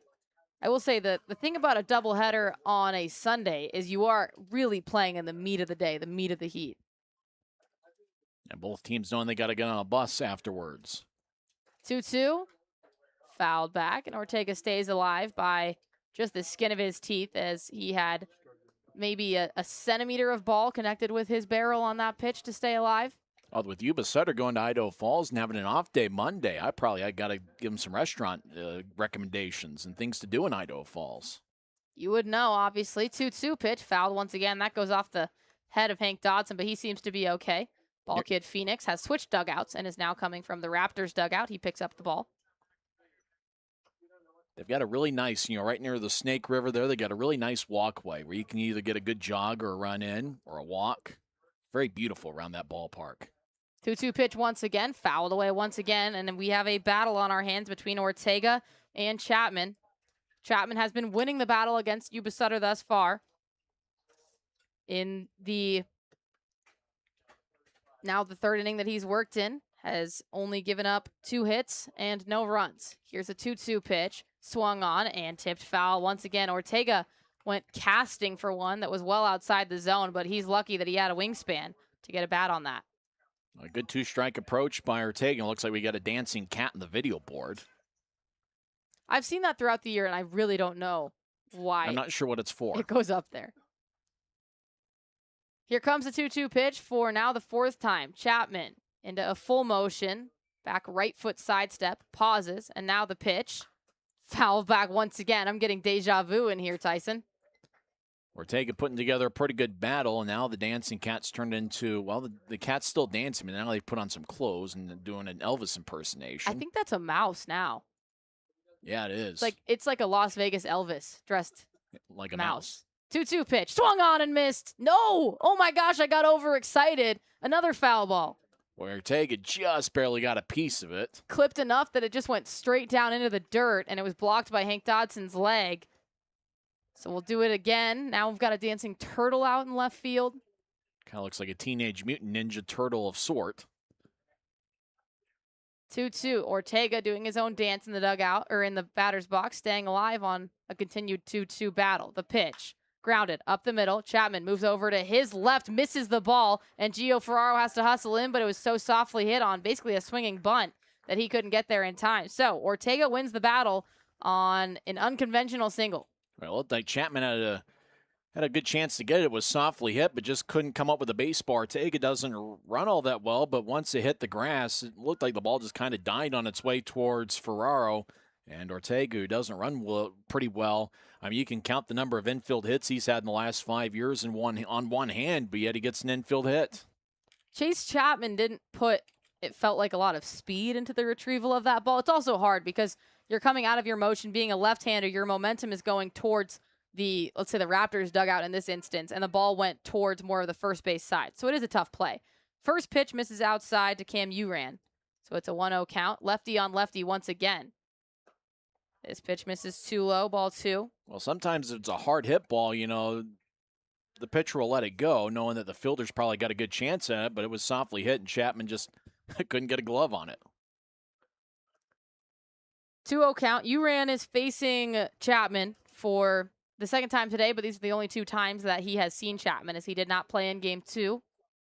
2-0 pitch on the ground, but foul up the first base line towards the dugout of Yuba-Sutter, where there are a couple pitchers warming up, but just in the stretching phase, not the throwing phase yet. Yeah, it means we'll probably see Wolf for another inning, considering he's thrown well over 70 pitches in the first 3 innings that he's worked here. He's got to be creeping up towards 80. He was at 75 in his last at-bat. Chapman working a 2-1 count against Cam Uran. His next pitch, off speed, catches the outside of the zone, called strike 2. Uran frustrated, but his team with only 1 challenge. We did confirm. 1 challenge for Yuba-Sutter, 2 challenges for the Ogden Raptors. The Raptors have yet to attempt to challenge. That means you got a pretty good memory. You remember that all the way from yesterday. I can't even remember what I had for breakfast this morning. I barely had breakfast. I slept through my alarm. We were hustling to the ballpark. Shout out to my mom for breakfast. It's perks of living at home still. Your mom will wake you up when you sleep through your alarm. 2-2 and 2 outs. That means the deuces are wild for Chase Chapman and the Raptors. Next pitch misses just outside. I like that pitch location, as you just got a called strike, a little bit generous maybe on the outside of the zone. Go right back there with the same pitch. Especially since Uran's probably thinking about something maybe a little bit more inside. It's that cat and mouse game that's constant between the pitcher and hitter. Here comes the payoff pitch. Runner on first. 4-0 for the Raptors. The pitch. Check swing. Lined almost towards the dugout. Just bounces away. Well, that got pretty close to Phoenix. If my man Phoenix is in harm's way, I will go down onto the field and rescue him. I met his parents this morning, and I think that maybe they were a little bit weirded out by how invested I suddenly was in their child. But I'm Phoenix's biggest fan. Nonetheless, though, it'll be a 3-2 count once again. The runner's on first. Chapman towing the rubber on the third base side. Clear view on the runner. His next pitch misses up high, and that's the first walk that Chase Chapman has given up in his outing. Just good battle there by Uran. Looked like some close pitches they took and found off a couple tough ones, and he earned that walk. So now there'll be runners on first and second for Devin Dixon. Dixon would be the run that gets the Yuba-Sutter Freebirds within 1. They trail by 4 right now. So now first pitch from Chase Chapman. Misses. No, it's a called strike as Hank Dodson did Chase Chapman major favors with that frame. That one looked pretty outside. Dixon looked at the home plate umpire, but didn't want to use that Red Pocket Mobile strike zone challenge. So it's an 0-1 count, courtesy of Hank Dodson's framing. That one didn't need any framing. Right down the middle, called strike 2. And ahead of Dixon early is Chase Chapman. Well, now Dixon's wondering because he took a fastball right down the middle. He was probably guessing off speed, and now he's probably all frazzled as to figuring out what Chapman's going to do. Is he going to go back to the fastball, or is he going to give him something off speed? 0-2, fouled back towards us over our heads, and we'll do the 0-2 count once again. Devin Dixon, the right-handed shortstop, comes into today's game batting .253. He has struck out 48 times. which is in the top 3 most on the team. 0-2 pitch down in the dirt. Good block by Hank Dodson. Dixon just kind of stands his ground in the batter's box, which is where you are supposed to stay if you are a batter. Well, over at Melaleuca Field, they got the same situation where they're playing the resumption of a suspended game last night. Red Pocket trying to end their 29-game losing streak, and in the bottom of the 7th, they lead Idaho Falls 3-2. Huge for Red Pocket. We're all Red Pocket fans here. Here's the 1-2 pitch. Misses a hair inside. Red Pocket also has a former Ogden Raptor in the form of Efren Monzo. And Dimitri Young, their manager, has always treated us very well here. So, Red Pocket fans on this broadcast. They're also just fighting against all odds. 2-2 pitch up high. And now the count is full after Chapman got ahead 0-2 very quickly. Dixon fouled one off and then watched 3 balls go by.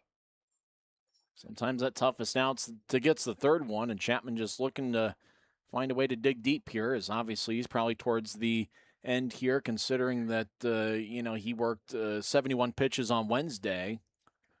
As he's looking to get through this top of the 6th. Payoff pitch incoming. Chapman lost his last payoff battle. Gave up a walk to Uran. Hoping for a different outcome. The runners go. This one is on the ground up the third base line, but just a hair foul. Carmine Lane collects it in foul territory. 3-2 and 2 outs. Runners are going on the pitch. Right-hander starting to loosen up for the Raptors, and it looks like it's Dylan Gardner, the tall righty. Dylan Gardner and Kyle Lewis look very similar, I will say. 38 and 37, both pretty tall righties.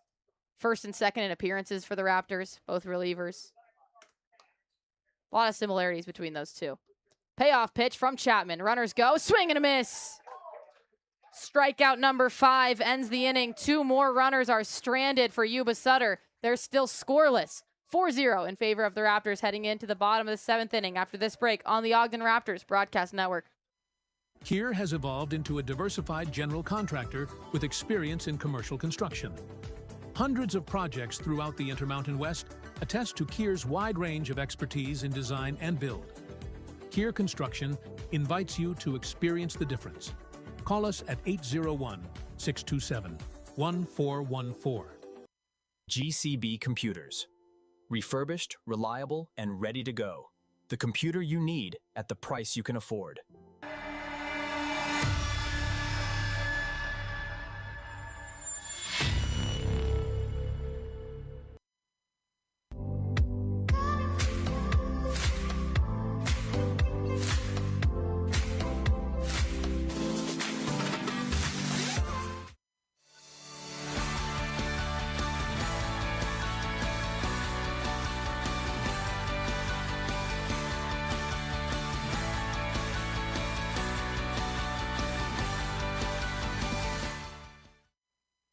At the Prairie Schooner, you can dine in a covered wagon while enjoying our delicious hand-cut steaks, fresh seafood, and signature desserts. Go to prairieschoonerrestaurant.com or call us at 801-392-2712 to reserve your table today. Welcome back to the Ogden Raptors Broadcast Network. Arden Locke with Tyson Whiting. We are in the bottom of the 6th inning here, and Tristan Wolf is still the man on the mound for the Ogden Raptors, or for the Yuba-Sutter Freebirds. Well, I could go for a Pepsi right now, remember, it's Free Food Sunday. And during this last inning, Eric Kelleher was nice enough to go get me a Mountain Dew, part of the Pepsi family. It's one of the best parts of working at Lindquist, I would say. No, that discredits all of the other good things. But I think it indicates, definitely one of them. You know what? The indication is that the fact that Pepsi offered all over Lindquist is not one of the best parts of working here. Shows how great it is to work here. First pitch from Wolf to Carmine Lane, misses outside. Wolf has definitely lost a bit of his velocity in the last couple innings. Yeah, he certainly has. You kind of wonder just what kind of situation Yuba-Sutter's bullpen is, knowing that they need him to go long. Right back up the middle is going to be a ground ball by Carmine Lane that sneaks into center field, and Carmine Lane has now picked up his 3rd hit of this game, 3 singles. Yet another hard hit ball by Carmine Lane. If you think about it, Jason Schaff went 3 innings, but Yuba-Sutter's starter was only able to go 2. So Raptors do have a little bit of an advantage there that Schaff was able to get a 3rd inning of work before it rained.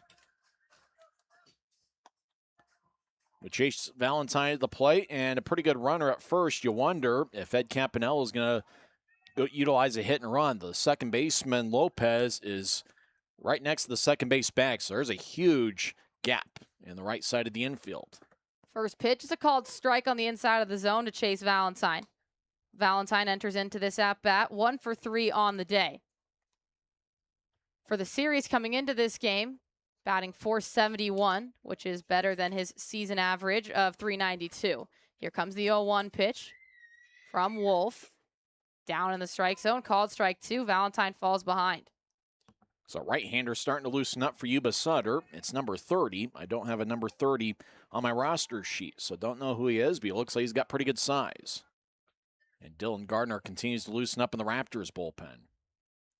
Chase Valentine ready for the 0-2 pitch. He swings and just tips it off the end of his bat foul.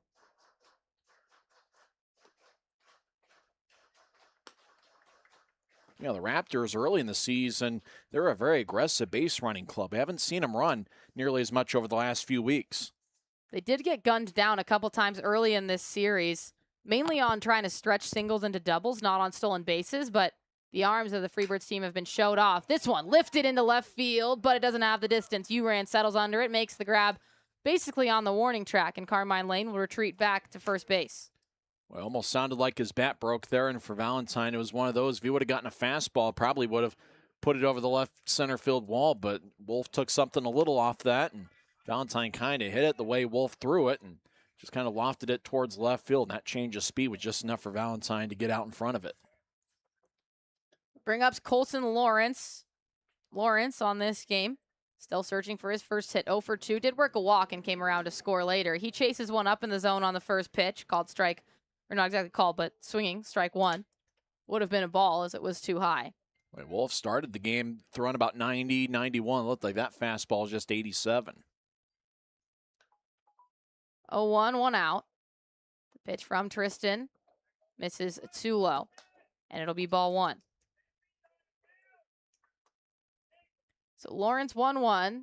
Obviously, this late in the season, every pitcher has a pretty good scouting report on the batters. Colson Lawrence, known to chase up in the zone, has already struck out once today chasing up in the zone. That one up in the zone. He takes it right where it came from, up high, up the middle, but Cooper Hex is going to grab it. And the second out of the inning has been recorded, both on flyouts. What a flyout that went 340 feet, and that kind of shows the strength of Lawrence because he got jammed on that pitch. Looked like he didn't get all of it, didn't really get much of it, and yet still they made it all the way towards where the center fielder was playing, and the center fielder here at Lindquist Field usually plays deep.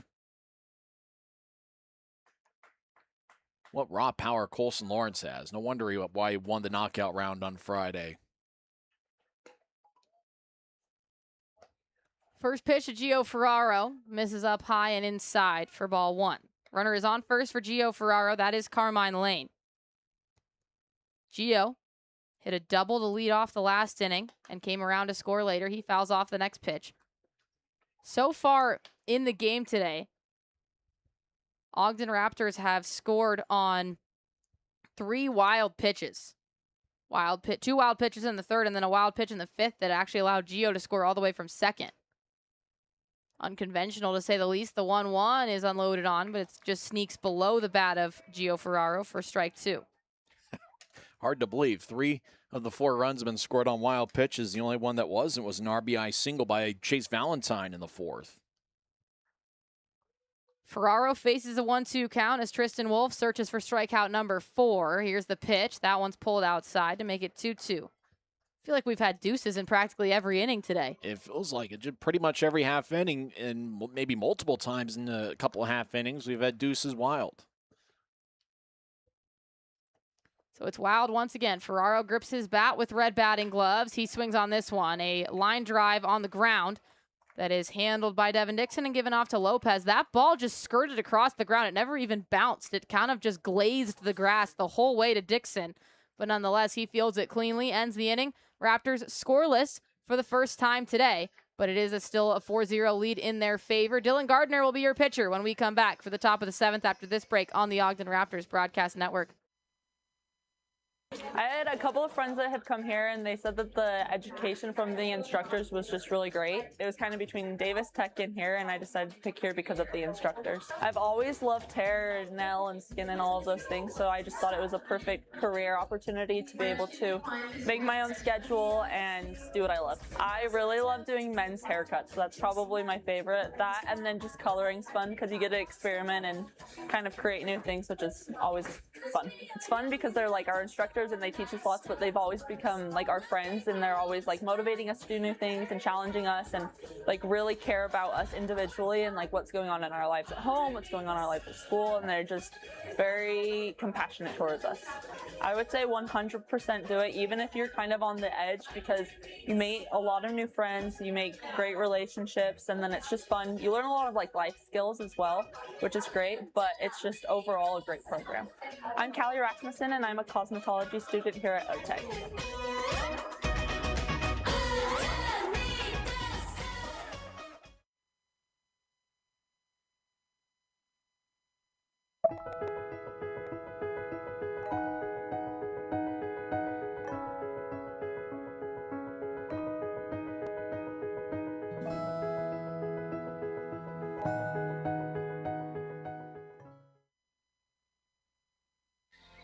For decades, I've taught you everything I know. But only you can prevent wildfires. Hey, gang, you're watching Ogden Raptors professional baseball right here on the Raptors Baseball Network. Ciao, baby. Welcome back to the Ogden Raptors Broadcast Network. Arden Locke and Tyson Whiting. Top of the 7th inning. It's a 4-0 game in favor of the Ogden Raptors. As I alluded to in the last inning, a slightly unconventional game. 3 of the 4 runs being scored off of wild pitches so far. The only run scored off a hit was a Chase Valentine single. Dylan Gardner is in to pitch. His first pitch is a ball just a bit up too high, coming in to Eli Lopez. 34th appearance for Gardner. He's got a 4-3 record with a 7.67 earned run average. Pioneer League is batting .280 against him. Next pitch, a lot of movement. Dropped a couple inches, moved left a couple inches, and ended up dead center of the strike zone for called strike 1. Gardner's a guy that can get a lot of strikeouts, 59 strikeouts and 58 2/3 innings, so pretty much 1 per inning. 1-1 pitch is swung on and missed. I think I just heard a harmonica. I think so too. Don't know where that came from. It wasn't part of the sound system either. It sounded like an God's Honest Truth harmonica. 1-2 pitch from Gardner. Swung on the fly, then one hop. Carmine Lane blocks it with a backhand, picks it up afterwards. One hop over to Stone, gets over his head into the bullpen of Yuba-Sutter. Stone goes to collect it, as it's going to be Lopez taking second. And so a single by Lopez is turned into a 2-bagger on an error in the infield. You know, sometimes you bring your glove to the game and sometimes you bring your harmonica. You know what they say.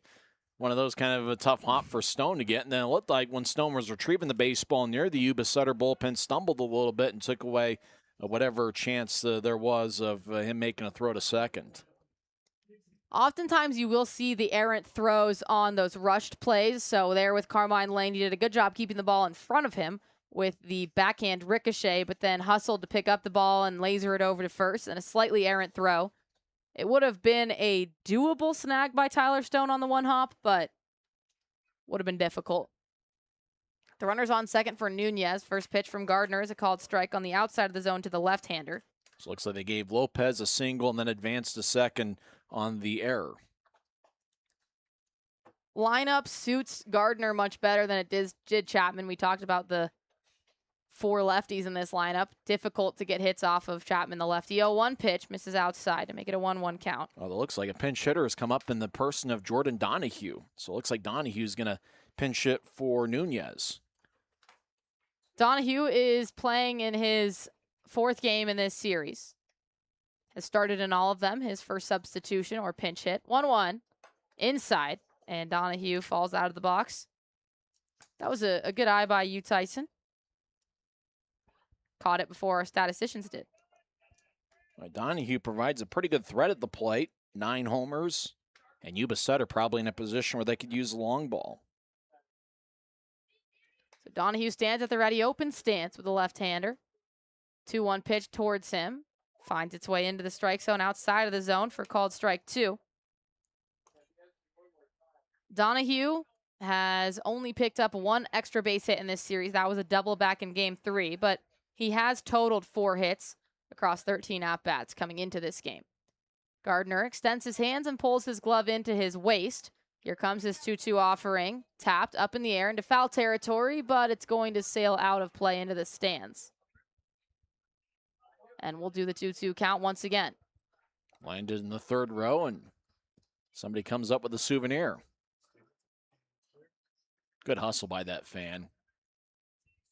You got to run a pretty long ways, as there's a decent amount of empty seats, understandably so, because it's a Sunday game that was not scheduled to take place. I don't think that 11 a.m. on a Sunday is prime time for baseball for a lot of families. 2-2 pitch from Gardner is tapped in front of home plate. Gardner barehands it over to first. They'll get the out. Good hustle by Dylan Gardner off the mound, immediately out of his motion into defensive grounding mode. Broke a bat, and for Donahue, it is a productive out as he does advance the runner to 3rd. So Eli Lopez will stand on 3rd as we go back to the top of the batting order for Zeb Rose.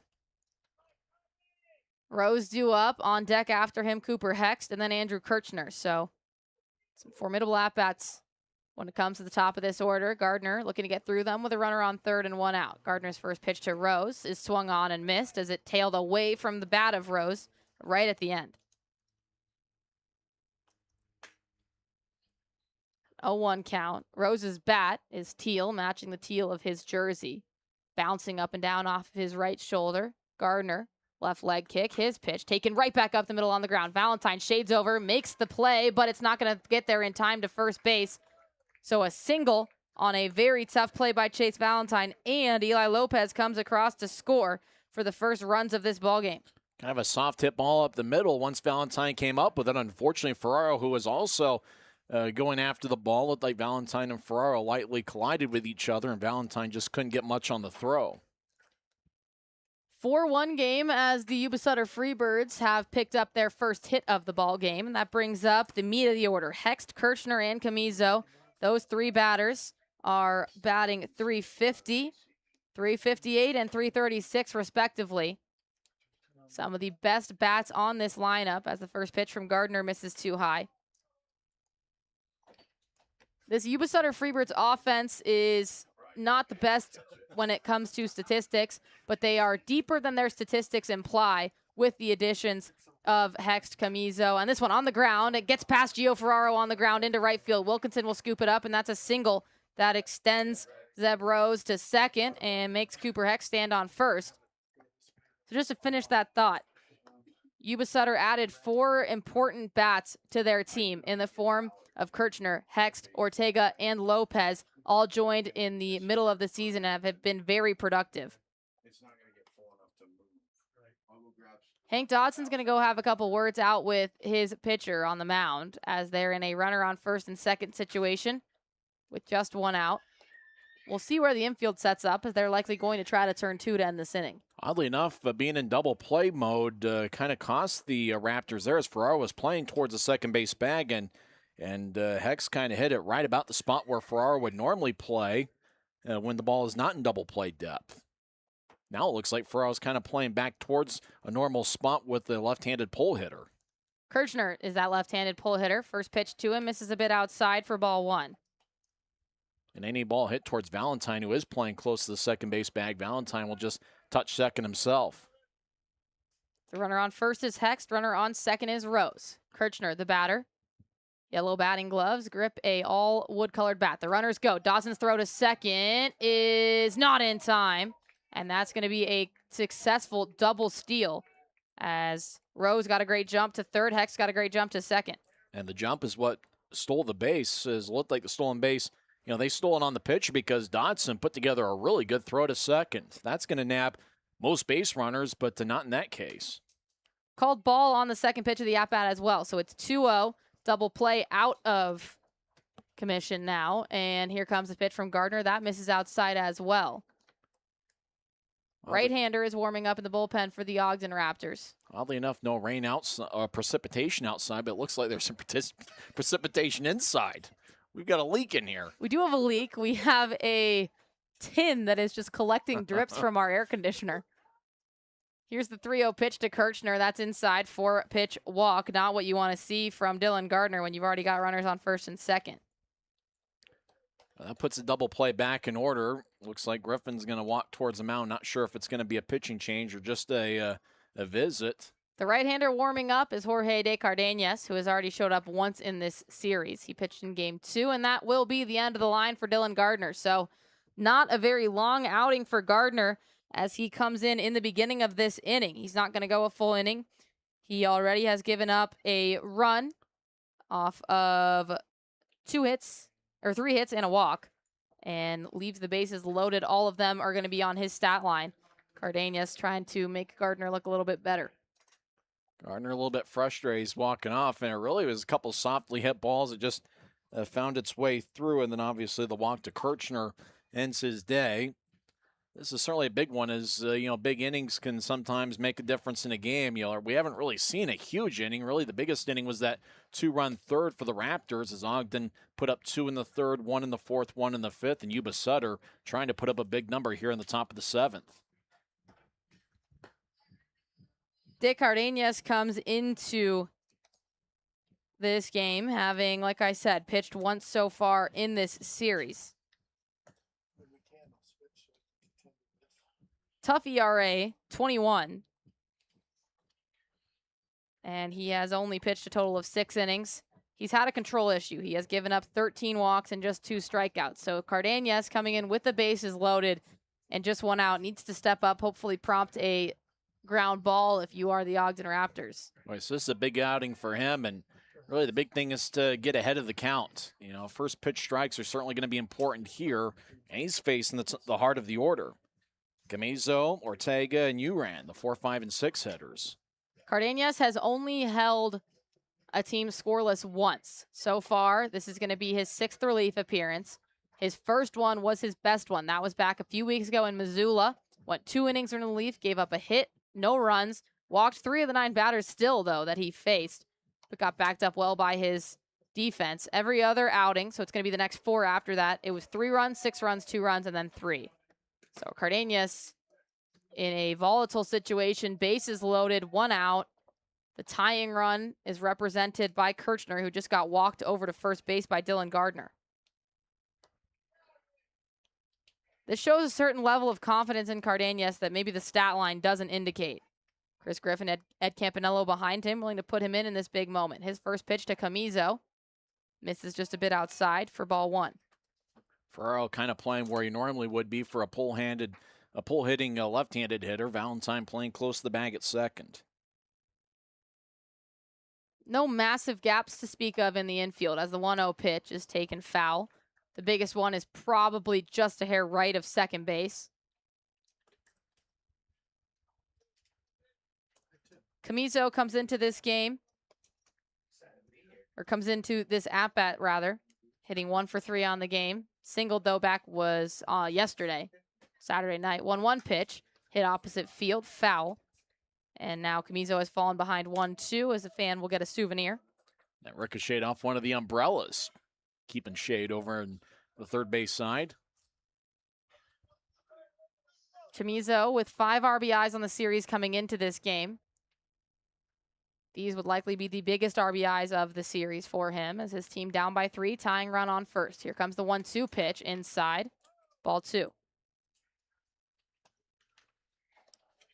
Double play would end the inning. Anything else, unless you're getting the lead runner at home, would score a run for Yuba-Sutter. Small lead off of third for Zeb Rose. Here comes the 2-2 pitch, taken into left field. Staying where he is Gannis. He'll quickly throw in home, but not enough of a jump. And high stepping across home plate is Zeb Rose. That's kind of become his thing.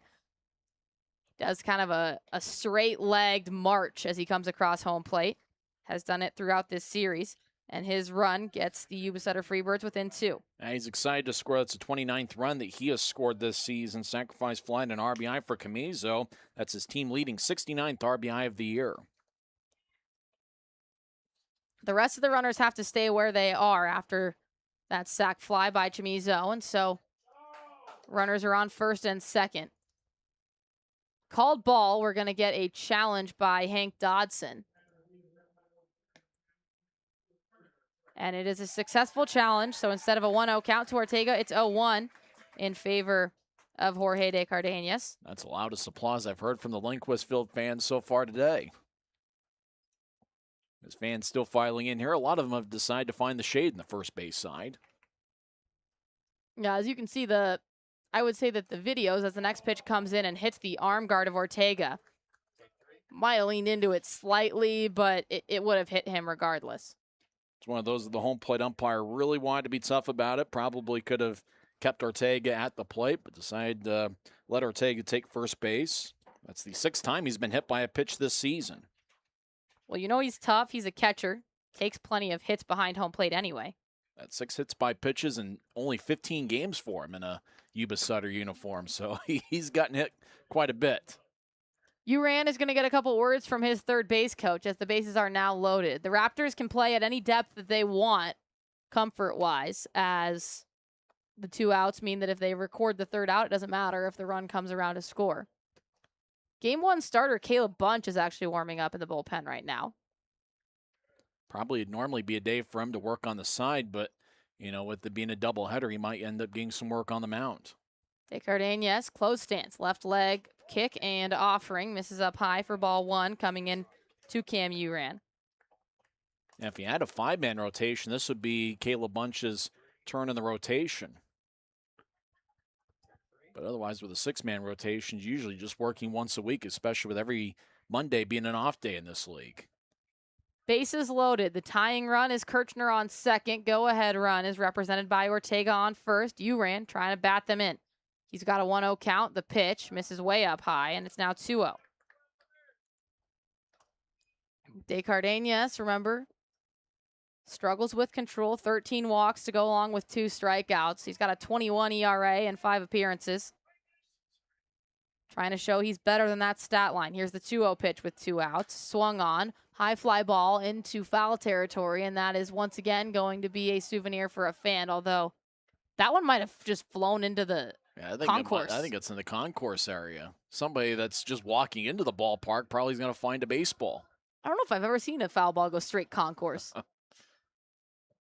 That was a new one. We may need to get a couple cameras into the concourse area to see who came up with that baseball. We can check the security cameras after the game. One of our security guards took a bit of a tumble in the tunnels yesterday, and we watched it back on the security cameras. It looked like the fan that was running down towards the concourse was the one that came up with the baseball. Good hustle. 2-1 pitch misses inside to Uran, so now it's 3-1. Cardenas trying to avoid his 14th walk in 5 appearances, or 6 appearances now, and that walk would bring a run home. 3-1 count. Cardenas' pitch down in the strike zone, fouled back. And it's a payoff pitch time, biggest one of the game. Can't underestimate the importance of this one. 3-2 count, bases loaded. Tying run is on second, 2 outs. Uran calls time to just collect himself before the most important pitch of this ball game is going to come in. Yuba-Sutter held scoreless through the first 6 innings. They've put up 2 in this inning already to get within 2 of the Ogden Raptors. Payoff pitch with 2 outs. Bases loaded. Inside. That'll walk a run home. It's a good battle by Uran, and it's just one of those where, you know, you're looking for something good to hit, but just couldn't get anything there with the payoff pitch. And, well, it looks like the Raptors are in the soup right here as they're looking to find a way to keep it right here at a 4-3 game. Chris Griffin is going to call time and walk out to have a couple words with his pitcher, De Cardenas. Now it looks like we may have a Coors Light call to the bullpens. Looks like Caleb Bunch is walking into pitch. I don't mind the substitution. I'm all for, you know, giving your guys high-pressure moments out on the mound, but when you have a guy who is walking batters at 7 times the rate that he's striking them out, that's not someone you can have on the mound when there are bases loaded and the tying run would be on third. Certainly interesting for a high leverage situation like that, especially protecting a lead. Interesting for Caleb Bunch, this is the first relief appearance for him this season. He's been in 11 games, and all of them have been starts. 2-4 record with an 8.46 earned run average. He's worked 50 innings, allowed 85 hits, 56 runs, 47 of them earned. He's walked 18 and struck out 46. Pioneer League's batting .373 against him. Big thing for Bunch, though, is he has thrown strikes. Now, he's only allowed 18 walks. In fact, it seems like throughout his baseball life, he's done a good job throwing strikes. With that big frame, you'd think he'd be able to get some ground balls, and with 2 outs, he's just looking to find a way to get it out of any kind.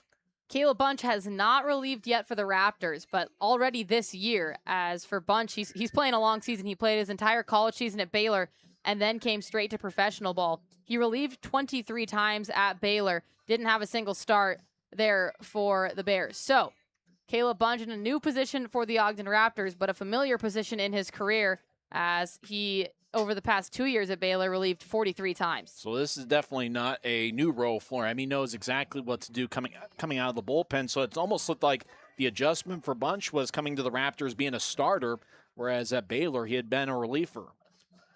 Now, did the Yuba-Sutter Freebirds have a little bit of Bunch's number in Game 1. In 4 innings, he gave up 9 hits and 7 runs. Did strike out 3 batters, walked 2, but hopefully in this relief appearance, he has a little bit more success. Hopefully for the Raptors and the 1-run lead that they hold right now. You wonder if you might see a little bit more from the fastball for Caleb Bunch, knowing that, he's only going to work this batter and maybe that next inning. So he knows he can just let it loose. The first batter that he faces is Devin Dixon, the 9th batter to come up in this inning. First pitch, misses a bit too low, ball 1. Most of these batters have already seen Caleb Bunch once. That was back on Tuesday in Game 1. So 9th batter up in this inning. 3rd pitcher that the Raptors have used in this inning. Dylan Gardner started it off, and then De Cardenas came in for 2 batters. Next pitch, called strike outside of the zone. Or I guess, well, it actually was a called strike outside of the zone, but I should have said outside part of the zone. Red Pocket Mobile Strike Zone Challenge could have been used successfully by Dixon, but they only have 1 left, so he needs to be pretty choosy with when he uses it. Here comes the 1-1 pitch, swung on and missed. As the off-speed got Dixon guessing fastball, receiving off-speed, and he was way ahead of it. Good pitch by Bunch. It's been a long season for him, a full college season, and then came to Ogden as a starter. So he's been on the mound for quite a few months now. 0-2 misses out, or 1-2 misses outside. Our scoreboard's having a little bit of trouble right now. Wrong count and wrong score. Well, other than that, it looks great. Other than that, they're killing it. They did get the deuces right.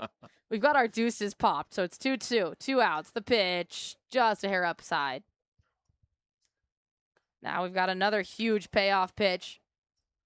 You can recite everything I said in Cardenas' 3-2 situation.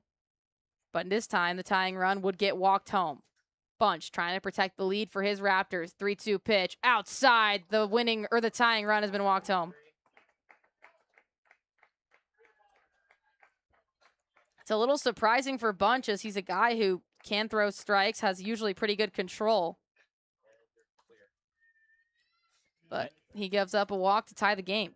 You do wonder, since he had been working since February, and obviously that college season begins rather early, you kind of wonder if it's a bit of a dead arm period as he's worked many innings, not only at the college level this calendar year, but obviously here with the Raptors as well. Freebirds have officially batted around. First pitch to Lopez, who led off this inning with a single, is fouled back for strike 1. This inning started off with the single up the third base line to Carmine Lane, who then underthrew Tyler Stone. The ball got away from the first baseman and allowed Lopez to reach second. He ultimately came around to score. 1 of 4 runs that have scored in this inning to tie the ball game. Here's the 0-1 pitch, and that misses way outside. Hank Dodson does a good job to keep it in front of him. 1-1 count. Caleb Bunch just needs 1 out to get out of the inning. Yuba-Sutter has tied the game back up in just a frame. We're tied at 4. Top of the 7th. 1-1 pitch. Swung on the ground. Ferraro, the second baseman, moves over to his left, picks it up and gives it off to first. 4-3 grounder to end off the inning, but Yuba-Sutter right back in this ball game. 4 runs in the top of the 7th. We are tied heading into the bottom of the 7th after this break on the Ogden Raptors Broadcast Network.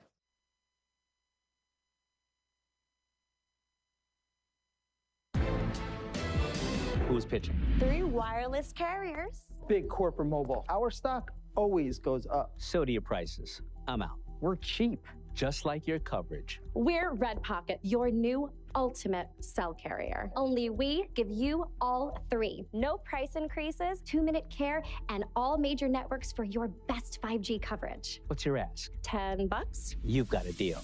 Switch to Red Pocket. Like me, your new ultimate cell carrier. From providing a great member experience to providing easy access to your accounts with our mobile app, we are here to help you along your journey. Call 801-399-9728 for more information or visit ascentcu.com. GCB Computers. Refurbished, reliable, and ready to go. The computer you need at the price you can afford.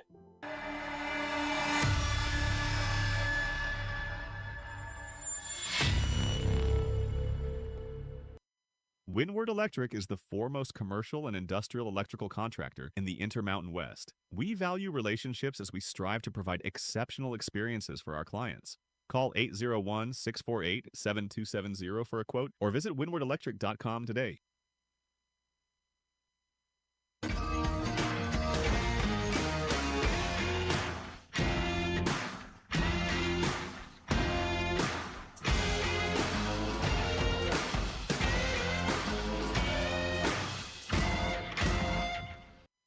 Welcome back from the break. Tonight's broadcast is presented on the Home Team Network for live video streaming, on YouTube for audio-only coverage, and on 88.9 FM for In the Park Radio. Welcome back to the Ogden Raptors Broadcast Network. We are all tied up as we enter into the bottom of this 7th inning on the Ogden Raptors Broadcast Network. Tyler Stone is going to be the man up to bat. New right-hander is into the game for the Yuba-Sutter Freebirds. We'll let you know who that right-hander is in just a second. First pitch is a ball, a little bit inside on the lefty Tyler Stone.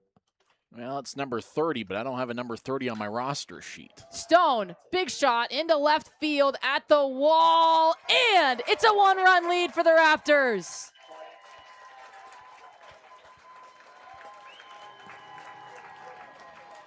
Tyler Stone rounds the bases for the 4th time this year.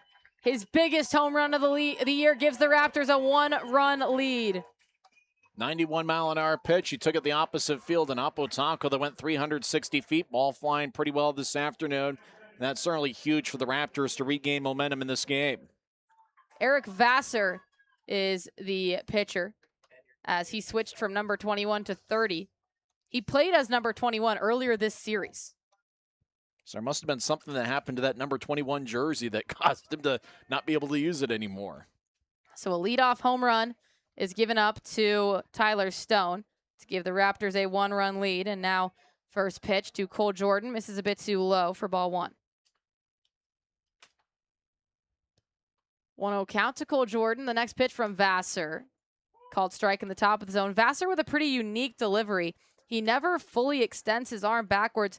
It's not exactly a short arm, but his right arm just never fully extends in the back part of his motion. That time he did. This one, moonshot into left field. Will it stay fair? No. But man, did it have the distance for Cole Jordan's 21st home run of the season. Just got out in front of that one. Off-speed pitch at 81 miles an hour, and it was that change of speed that probably caused Jordan to be out in front of it. Raptors up 5-4. It's a 1-2 count. Vassar going against Cole Jordan. Righty versus righty. Here's the 1-2 offering. That one misses up too high, and it's now 2-2. Cole Jordan today comes into this at-bat 0 for 2. He walked in the 2nd inning and then has flown out and grounded out. He hits this next pitch. Broken bat. It's going to go into the donut in left field. Drops in front of Cam Uran. And Cole Jordan has picked up his first hit of the game. The bat broken too, but it looks like the bat dies a hero as Cole Jordan just kind of muscles it to left field and gets himself a base hit. And with this being a 1-run game, you wonder if Cole Jordan, who's got 28 stolen bases, he's only been caught twice, He sees the signs from Ed Campanello, and you wonder if the Raptors will have some movement here on the base pass. Raptors have been very quiet on the base pass in this series, as you have mentioned. They have been outstolen by the Yuba-Sutter Freebirds. Showing bunt immediately, Hank Dodson does in the box. Pickoff throw, makes sure that Cole Jordan doesn't get too big of a lead. Your third baseman, Isaac Nunez, is creeping in, standing on the infield grass after Hank Dodson showed that bunt. He shows once again, back foot farther back than his front one. He lays down the bunt, but it's going to be foul in the batter's box of the left-handed batter. Strike one. After the pickoff attempt, one fan yelled out continuously, boring. Oddly enough, I don't think that fan yelled that when the Raptors threw a pickoff attempt to first base. Beauty of being at home. It's funny, if you look in either of the dugouts, you don't see a lot of heads, as all of the players are in the back of the dugout trying to get any bit of shade that they can, knowing that they've got 2 games on the docket today. 0-1 count. Dodson shows bunt again. He pulls back, and the pitch from Vassar is pulled outside for ball 1. Third baseman Nunez is so close to Dodson they could probably shake hands after each pitch. You better hope Dodson doesn't pull back and swing, or else he's in danger. 1-1, showing bunt again, laying it down up the first base line. Cole Jordan makes it over to second, underhand throw to first, gets the out, but it's a productive out, and Cole Jordan will stand on second as Hank Dodson did his job up at the plate. Great bunt specifically, particularly because the pitch was high. That pitch was about shoulder high, and Dodson did a great job getting it down. So Hank Dodson does his job at home plate. 1 out has been recorded so far in this inning. Cole Jordan standing on second. Remember, Tyler Stone knocked the huge home run, solo shot to start off this inning. That was only the second pitch that Vassar threw. It's hard to get shaken up so early. You come into the game, maybe want a couple batters to get ready, and then next thing you know, Tyler Stone just rips it. Yeah, you got to quickly just hit the reset button, forget about that home run, and just move on to try to pitch a successful inning. Dylan Wilkinson still in the game. I was told yesterday by Ed Campanello that once he got on base, they were going to substitute him out, but has already gotten on base, so that's no longer the plan. The 0-1 pitch after the foul ball is a called strike in the top of the zone. They might do that in the second game of this doubleheader. If he reaches base, get him out and get him a nice hand from the crowd. Probably want to pull him when there's more fans to clap for him. 0-2 count, 1 out. Jordan the runner on second. The next pitch on the ground, but foul, and Dylan Wilkinson stays alive. Wilkinson singled his last time up in the 5th to left field. Second season with the Raptors. He's part of a good group of Raptors who return that we talked about. You got Cole Jordan, Carmine Lane, Bradley Pell, Stancato, Chapman, Salts Formaggio, Wilkinson. Whole group. 0-2 pitch is taking it opposite field. That's going to fall in front of Uran, the left fielder.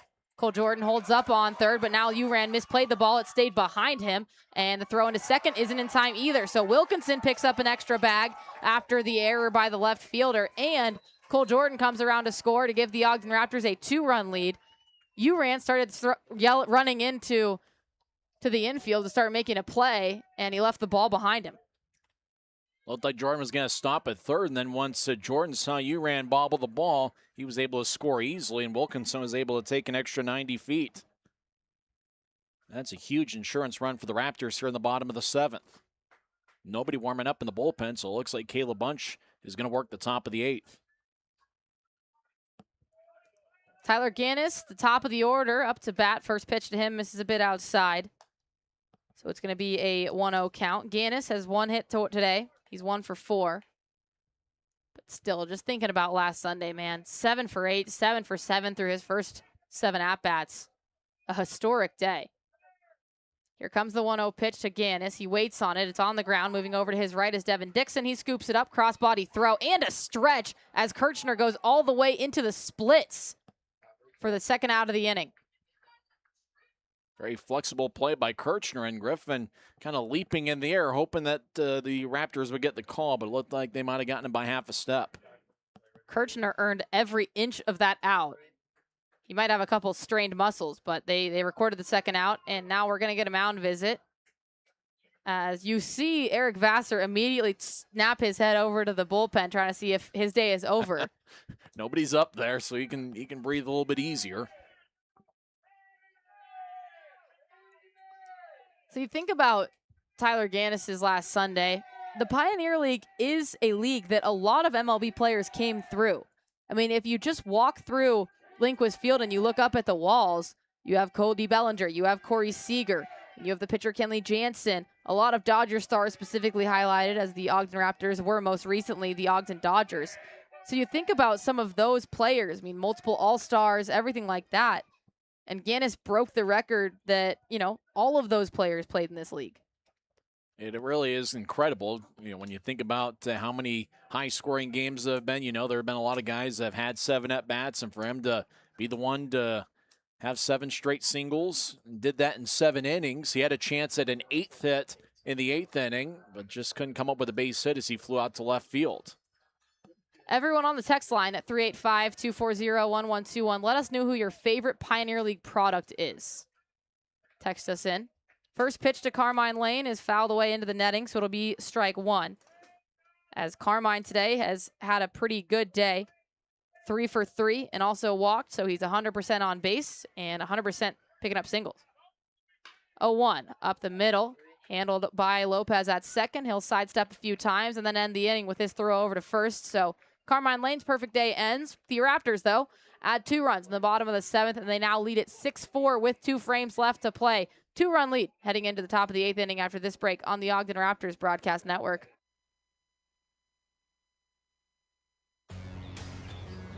It starts with a vision, a goal that sets the wheels in motion. The path may be rough, but with grit, hard work, and the right support, no race is too tough. No goal beyond reach. Bank of Utah provides all the tools and expertise I need to get across the finish line. So what are you waiting for? Start your journey with Bank of Utah today. Raptor fans, Tara Carney, your local Allstate insurance agent, wants you to know you are always in good hands with Allstate. They can help with all your insurance needs, from protecting your auto and property to your family's future with life and financial services and everything in between. Give Tara a call at 801-606-4547 or email her at tara@allstate.com for a free quote. You can even stop by her office on the corner of 20th and Washington. And remember, you're always in good hands with Allstate. Hi, I'm Christopher with Absolute Comfort Heating and Air, and I would do anything to keep my customers comfortable. And when it comes to family, I would do anything for love. I'd fix just about anything. You know I would do anything for you. I won't do that. But you won't do that. At Absolute Comfort, I'll do whatever it takes to keep you comfortable. Welcome back from the break. Tonight's broadcast is presented on the Home Team Network for live video streaming, on YouTube for audio-only coverage, and on 88.9 FM for In the Park Radio. Welcome back to the Ogden Raptors broadcast network. Arden Locke alongside Tyson Whiting in Game 1 of a doubleheader day here in Ogden. Caleb Bunch has an 0-2 count going up against Isaac Nunez, who has come back into the game. So Jordan Donahue was just a pinch hit. Caleb Bunch in his first full inning of work, he only faced one batter, or a couple batters, excuse me, faced 3. His next pitch misses too high, and it's a 1-2 count now against Nunez. Bunch obviously walked a couple batters and then let one score. This one bounces off of the leg of Chase Valentine and will go into his left field, so that's going to be a base hit for Isaac Nunez. That came off the bat hot, 107 miles an hour. And it looks like, according to the scoreboard, it will be a base hit for Nunez, and hard hit ball, but Valentine probably be the first to tell you that he should have had it, but just got past him for a base hit.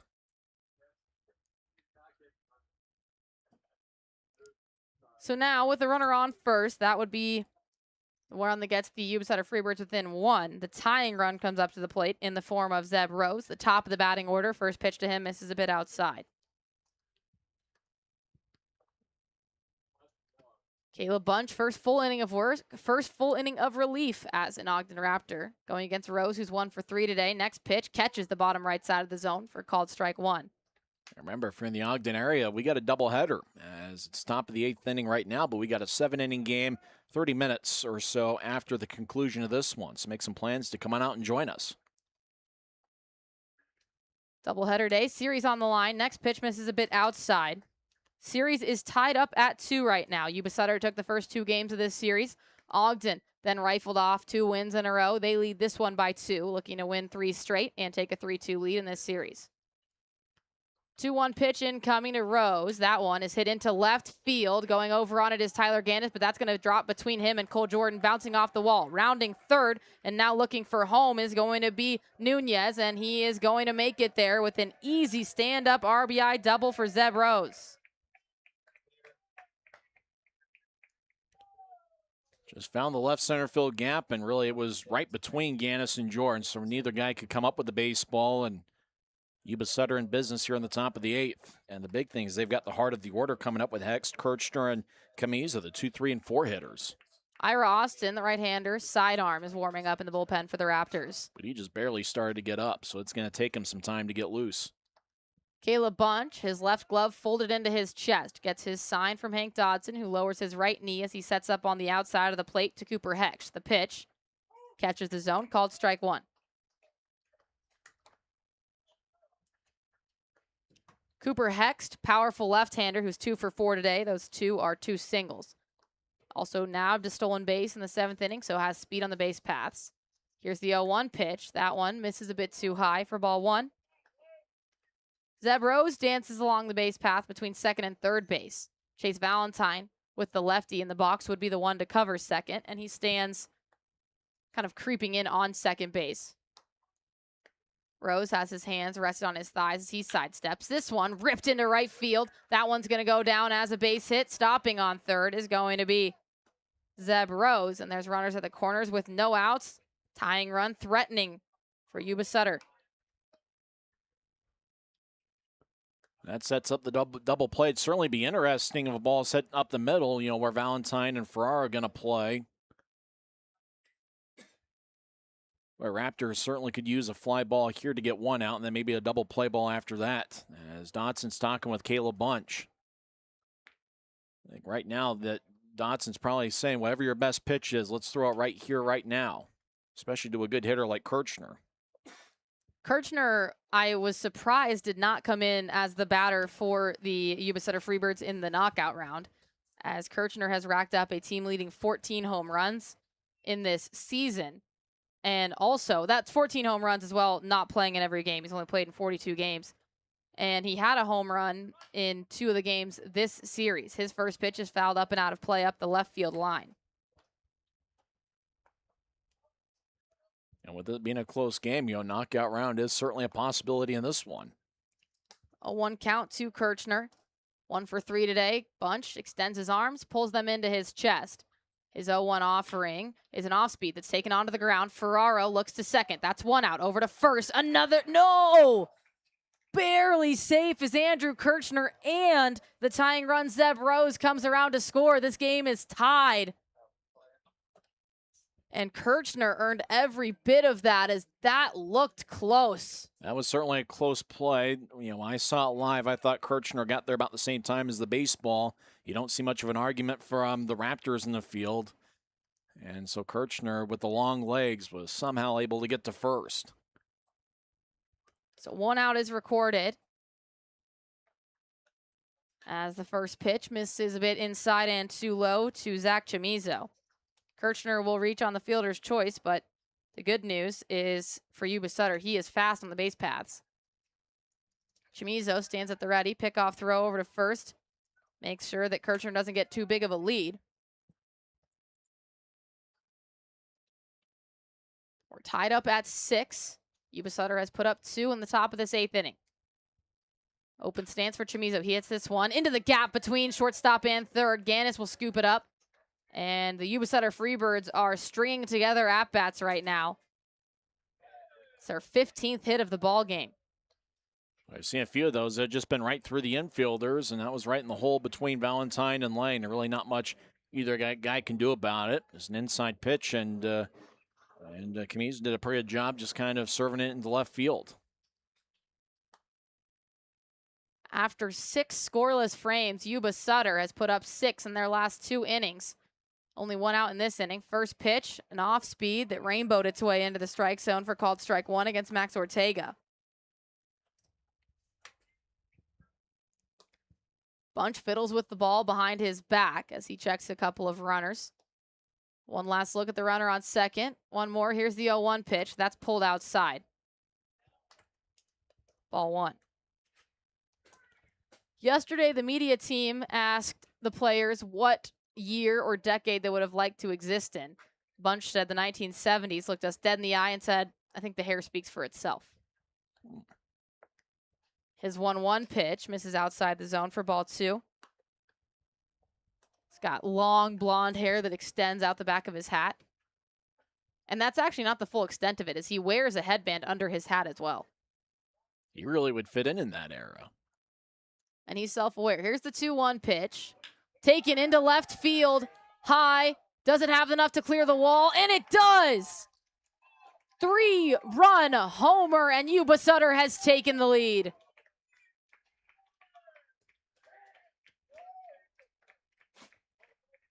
The only encouragement you're going to get when you're the away team is your compadres in your dugout. Yuba-Sutter gets just that.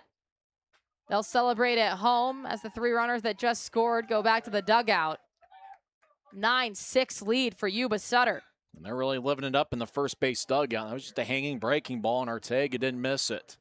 It's one of those where as Bunch was releasing the baseball, I wishes he had a yo-yo or something, maybe a net to just kind of cast that ball back. Once he let it go, I think he knew that if Ortega got a piece of it, could have left the ballpark, and it did. First pitch misses inside to Cam Uran for ball 1. Yuba-Sutter has not led, and this one on the ground goes past Gio Ferraro at second. Another base hit. Yuba-Sutter is feeling it in the box right now. If you're the Raptors, you want Ira Austin to hurry up and get ready, although he sat down. So it could just be Caleb Bunch's game.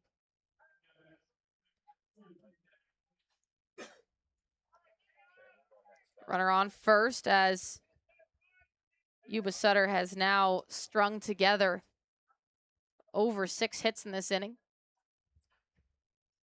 Trying to add to that is Devin Dixon. He shows bunt and pulls back. The first pitch misses outside. What a crazy difference a couple innings will make. Yuba-Sutter scoreless through 6 innings. Now they put together those 2 big innings. Those big innings, those end up making the difference in the game. Raptors are going to need a big inning of their own either on the 8th or 9th. 1-0, the runner goes. Dodson's throw to Ferraro is on the money, and it's in time to get the runner stealing. Max Ortega, Cam Uran, gunned down by the arm of Hank Dodson. Well, Dodson with a couple really good throws on stolen base attempts so far this afternoon. One of them, the runner was able to get there with a good jump. This time, Dodson with a pretty good throw, and that's the 8th runner that he has thrown out on the base pass this year. 1-0 pitch misses outside as well. Bunch and his defense now in a position to end the inning against Devin Dixon after that thrown out runner.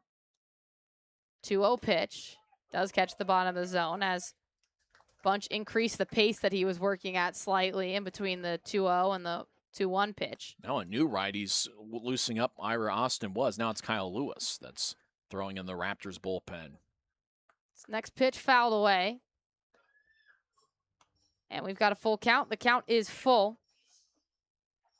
Big innings so far for Yuba-Sutter. They've scored 5. They've scored 9 in the last 2. Trying to end it is Bunch. His pitch is outside to walk. Now for the 2nd inning in a row, Yuba-Sutter has batted around.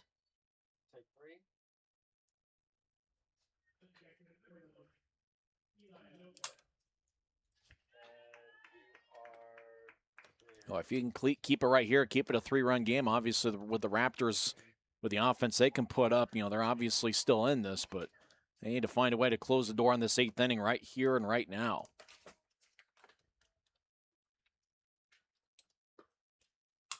First pitch is a called strike coming into Eli Lopez.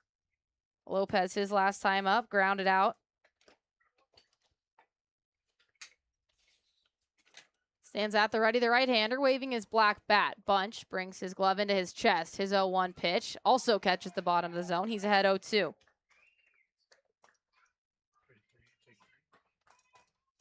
can't say at all there's been no damage. There's been 5 runs this inning, but Bunch trying to mitigate the damage. His team down by 3, a doable margin in 2 innings of baseball. His next pitch misses outside. The pickoff throw back to first. Tyler Stone does not apply the tag. Hank Dodson had a great backhanded pick on a pitch that was spiked into almost the grass in front of home plate. He popped up, fired it off to Stone, and Stone just couldn't apply the tag. Boy, Dixon with a great secondary lead and just about got caught. Looked like a decent throw by Dodson, but Stone just couldn't get the tag as the throw might have been a little bit higher than Dodson would have liked. 1-2 pitch misses down low, and it's now a 2-2 count. Kyle Lewis is the right-hander warming up for the Ogden Raptors. They're hoping Bunch can make it through this at-bat, I'm assuming, and then bring Lewis in to end the game. 2-2, 2 outs. Bunch's pitch outside, and we're full. Bunch has had struggles, major struggles with his control in this outing. Which is certainly odd because he's a guy that normally, both in his time at Baylor and also in his time here with the Raptors, has had good control. So here comes the payoff pitch. The runner goes way outside. Bunch does not have it today. And Lewis just standing in the third base bullpen as he signals that he's ready. And we'll see if we don't even see the coaches. It looks like they're kind of over towards the shade area. It looks like Bunch is going to work another hitter. He's just going to be looking for a ground ball or fly out or an out of any kind. The man up to bat, trying to continue this rally is Nunez. First pitch, outside, another good pick by Dodson. He'll grab a new ball. He's his 10th batter for Yuba-Sutter in this inning. It's his 2nd straight inning where the Freebirds have had 10 batters. Not what you want to see in the latter half of a game where you held a 4-run lead in at one point. Went from 4-0 to 9-6 pretty quickly. The next pitch catches the outside of the zone to make it a 1-1 count. Also not good for pace of game on a getaway day when you've had 9 runs for one team, 11 total in the last inning and a half. They're going to be thankful that the second game of this doubleheader is just going to be a 7-inning affair. 1-1 pitch outside again. Caleb Bunch's miss has been pretty consistently outside of those right-handed batters. And his fastball has dipped a little bit. Totally fair if you're Bunch, played a full collegiate season, now playing in a professional season. It's a lot of strain on your arm. He'll step off the mound and make sure that the base runner in the form of Dixon heads back to first base. Especially when you consider he was a reliever in college, and so he was used to working once or twice a week and now working as a starter with the Raptors. Just might be a dead arm period that he's going through. 2-1 pitch, taken on rope into left field. That's going to go down as a hit. Tyler Gannis scoops it up as the runner looks to come home, and he will do so safely. Dixon scores. Lopez makes it to third. RBI single for Isaac Nunez stretches the lead to 4.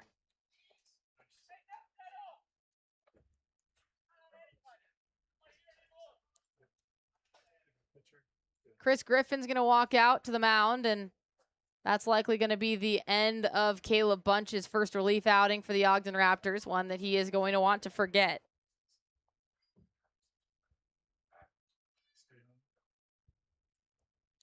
Yuba-Sutter has now put up 10 runs in the last 2 innings.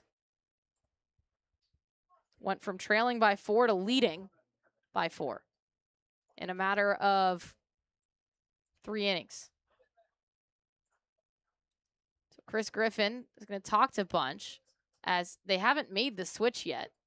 Kyle Lewis is still warming up. And Caleb Bunch is going to stay in the game. So it looked like a mound visit that was going to be a substitution. Ultimately, Bunch stays in, and his relief appearance will continue. Well, you just wonder just how many arms are available for the Raptors today, and it's possible they're just going to need Bunch to get through this inning and then maybe find a way to get through this game and then hope that the starting pitcher will go quite a ways in the second game of this doubleheader. It's possible the Raptors don't have that many arms left in their bullpen to cover the rest of the day. First pitch misses outside. Bunch is preparing to have to face the toughest bats in the order for a second time in this inning, led off by Rose. 1-0 count to Zeb. Pitch from Bunch, misses outside again. That's where it was kind of a tough break, with the Jason Schaff, who really has been incredible in his time with the Raptors, the fact that it rained and he was only able to go 3 when most outings he's able to go 6 or 7.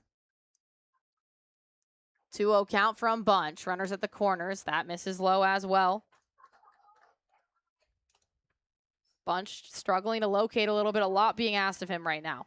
And Yuba-Sutter's been very patient at the plate. They're not swinging at bad pitches. So it's a 3-0 count. Here's the pitch from Bunch. That one does catch the outside of the zone for called strike 1. Makes it a 3-1 count. Zeb Rose has has walked once today back in the 3rd inning. Here's the 2-1 pitch. He swings and misses, or 3-1 pitch. He swings and misses on it. Now the count is full. Popped the deuces graphic, but should have been the payoff pitch graphic as we are full. A little bit late on deuces. 3-2, 2 outs. Runners at the corners. Bunch trying to end a bit of a disastrous inning. Here's his pitch. Swung on the ground. Chase Valentine at short, picks it up, couple side steps, and gives it to Tyler Stone to end a nightmare top of the 8th inning for the Ogden Raptors. Entered into the inning, winning by a couple. Now, trail by 4. We'll be back for the bottom of the 8th after this break on the Ogden Raptors Broadcast Network. Energy is like a symphony. Every note, every chord, every instrument creates an incredible melody of power and possibility. And for homeowners, that possibility sounds like savings. By choosing propane for home heating and appliances like stoves, clothes dryers, and water heaters, you save money on energy expenses, all while reducing your family's carbon footprint. Learn more about safe, clean, reliable propane at propane.com/home.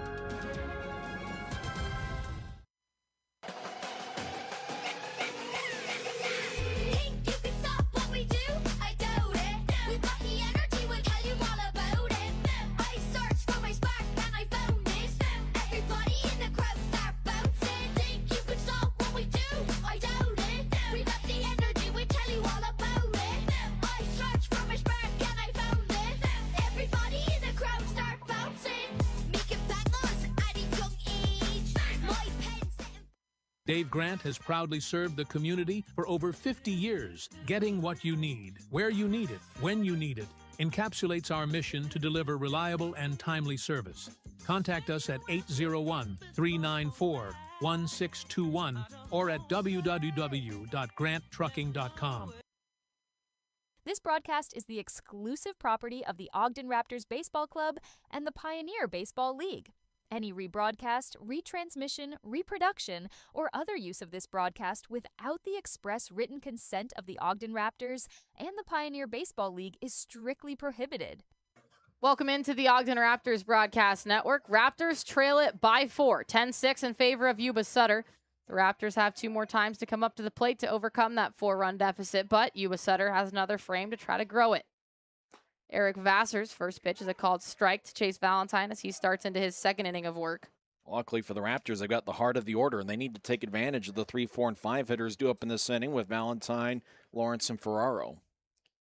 A 1 pitch is taken high in the air to deep right field. Going back to the wall is Zeb Rose, and that is going to clear it. Solo homer to start off an 8th inning where the Raptors need momentum. There it is from Chase Valentine, 10-7 Yuba-Sutter. Opposite field home run for Valentine, who got a pitch down the middle of the plate. 2nd straight inning, the Raptors have homered as Stone led off the 7th with a homer. And for Chase Valentine, that's his 19th home run of the season and RBI number 102. And so as you said it, Tyson, meat of the order. You start off with Chase Valentine. You think, oh, shoot, it just gave up a homer. Now you have to face Colson Lawrence, the team leader in home runs and RBIs, and recently won a knockout round for this team with 2 home runs. First pitch to Lawrence. Oh, he gets under this one. It's into shallow center field. Cooper Hext comes in, shades his eyes from the sun, and makes the grab. Colson Lawrence is going to want that swing back. Boy, that was right down the middle at 80 miles an hour, and it just didn't connect quite the way he would have liked. He's somebody that when he gets a hold of it, it can go a long, long ways, and he just missed that one. So we've got a frame and a half left here. Then 7 after that. I'm grabbing a Pepsi in between games for sure. Yeah, I'm definitely getting something to eat. It's a free food Sunday, and I hope there's still some good food over there in the concession stands. I know I'm going to get a hot dog. I don't know. Do I go hot dog or do I go cheeseburger?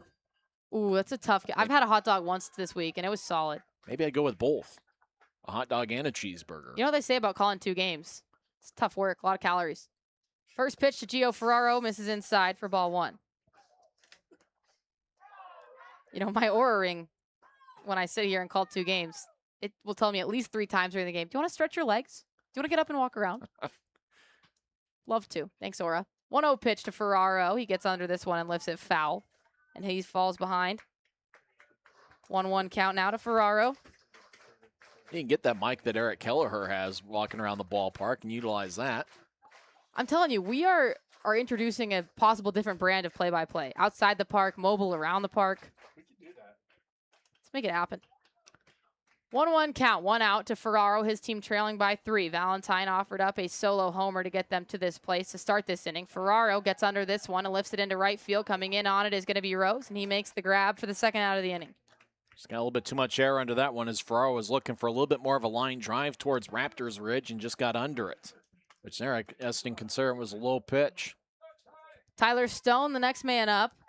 Stone, remember, led off the 7th inning with a home run. And it looks like the home plate umpire is wanting some water or a beverage of some kind. Hope that our home plate umpire is okay. His head's kind of keeled over, and our hopefully he's all right. third base umpire is running in, and water. we're also getting our trainer out to check on him, as he might have gotten a little dizzy. First base umpire is going to come in as well. The afternoon looks like it is warming up a little bit, and if it is the same home plate umpire that was behind the plate last night, you're talking about, with that gear, it is a little bit extra, especially on a hot day like today can be. It looks like, hopefully the water will help him out a little bit. Looks like the heat's getting to him a little. So Mackenzie Booth's going to go out and have a little bit of a check-in on our umpire. Tyler Stone is going to be the man up to bat. Right. Stoney with a home run his last time up. Well, you're hoping that the Chase Valentine home run would kind of spark something, but 2 straight flyouts after that. You know what, the home plate umpire, you obviously got a little bit more gear, and on a day like this, you're probably losing some pounds in sweat just about every time you go out there. Raptor fans, when enjoying a ball game here at Linquist Field, make sure you check out the Raptors souvenir stand. Whether it be official player game caps and jerseys to golf shirts, t-shirts, and novelties, the Raptors have everything to make up your fan support, and they even carry ladies' designs. The souvenir stand is behind home plate on the lower concourse, and for all you Raptor fans spread across this great country and abroad, simply go to OgdenRaptors.com, where you can find all the Raptors merchandise that you can get at the ballpark. Be part of the Raptors family by sporting your favorite souvenir and apparel items. You'll be the talk of the town. Well, looks like the home plate umpire is not going to be able to continue. So he's going to walk towards the clubhouse, and it looks like another umpire is racing to get the home plate umpire gear on. So it looks like we are going to have a bit of a delay here at Linquist Field. We certainly hope the home plate umpire is okay. Might have gotten a little dehydrated as he's going to get some water, and the heat unfortunately seems to have gotten to him, and so it looks like whoever was umpiring at third base is racing towards the clubhouse and is in the clubhouse right now, getting changed into the home plate umpire gear. We're going to go to a quick break, and then when we come back, we'll have a new umpire. There'll be 2 outs in the bottom of the 8th inning. The Raptors trailing Yuba-Sutter 10-7 after this break on the Ogden Raptors Broadcast Network.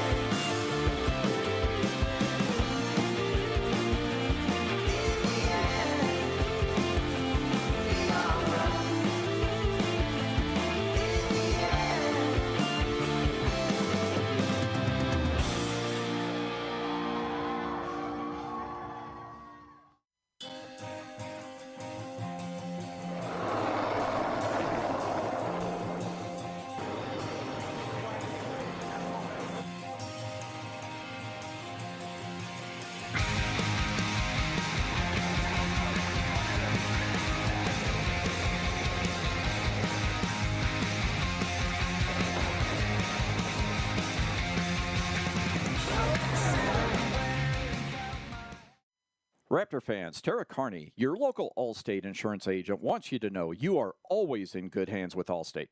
They can help with all your insurance needs, from protecting your auto and property to your family's future with life and financial services and everything in between. Give Tara a call at 801-606-4547 or email her at tara@allstate.com for a free quote. You can even stop by her office on the corner of 20th and Washington. And remember, you're always in good hands with Allstate. I had a couple of friends that had come here and they said that the education from the instructors was just really great. It was kind of between Davis Tech and here, and I decided to pick here because of the instructors. I've always loved hair, nail, and skin and all of those things, so I just thought it was a perfect career opportunity to be able to make my own schedule and do what I love. I really love doing men's haircuts, so that's probably my favorite. That, and then just coloring's fun because you get to experiment and kind of create new things, which is always fun. It's fun because they're like our instructors and they teach us lots, but they've always become like our friends, and they're always like motivating us to do new things and challenging us and like really care about us individually and like what's going on in our lives at home, what's going on in our life at school, and they're just very compassionate towards us. I would say 100% do it, even if you're kind of on the edge, because you meet a lot of new friends, you make great relationships, and then it's just fun. You learn a lot of like life skills as well, which is great, but it's just overall a great program. I'm Callie Rasmussen, and I'm a cosmetology student here at OTEC.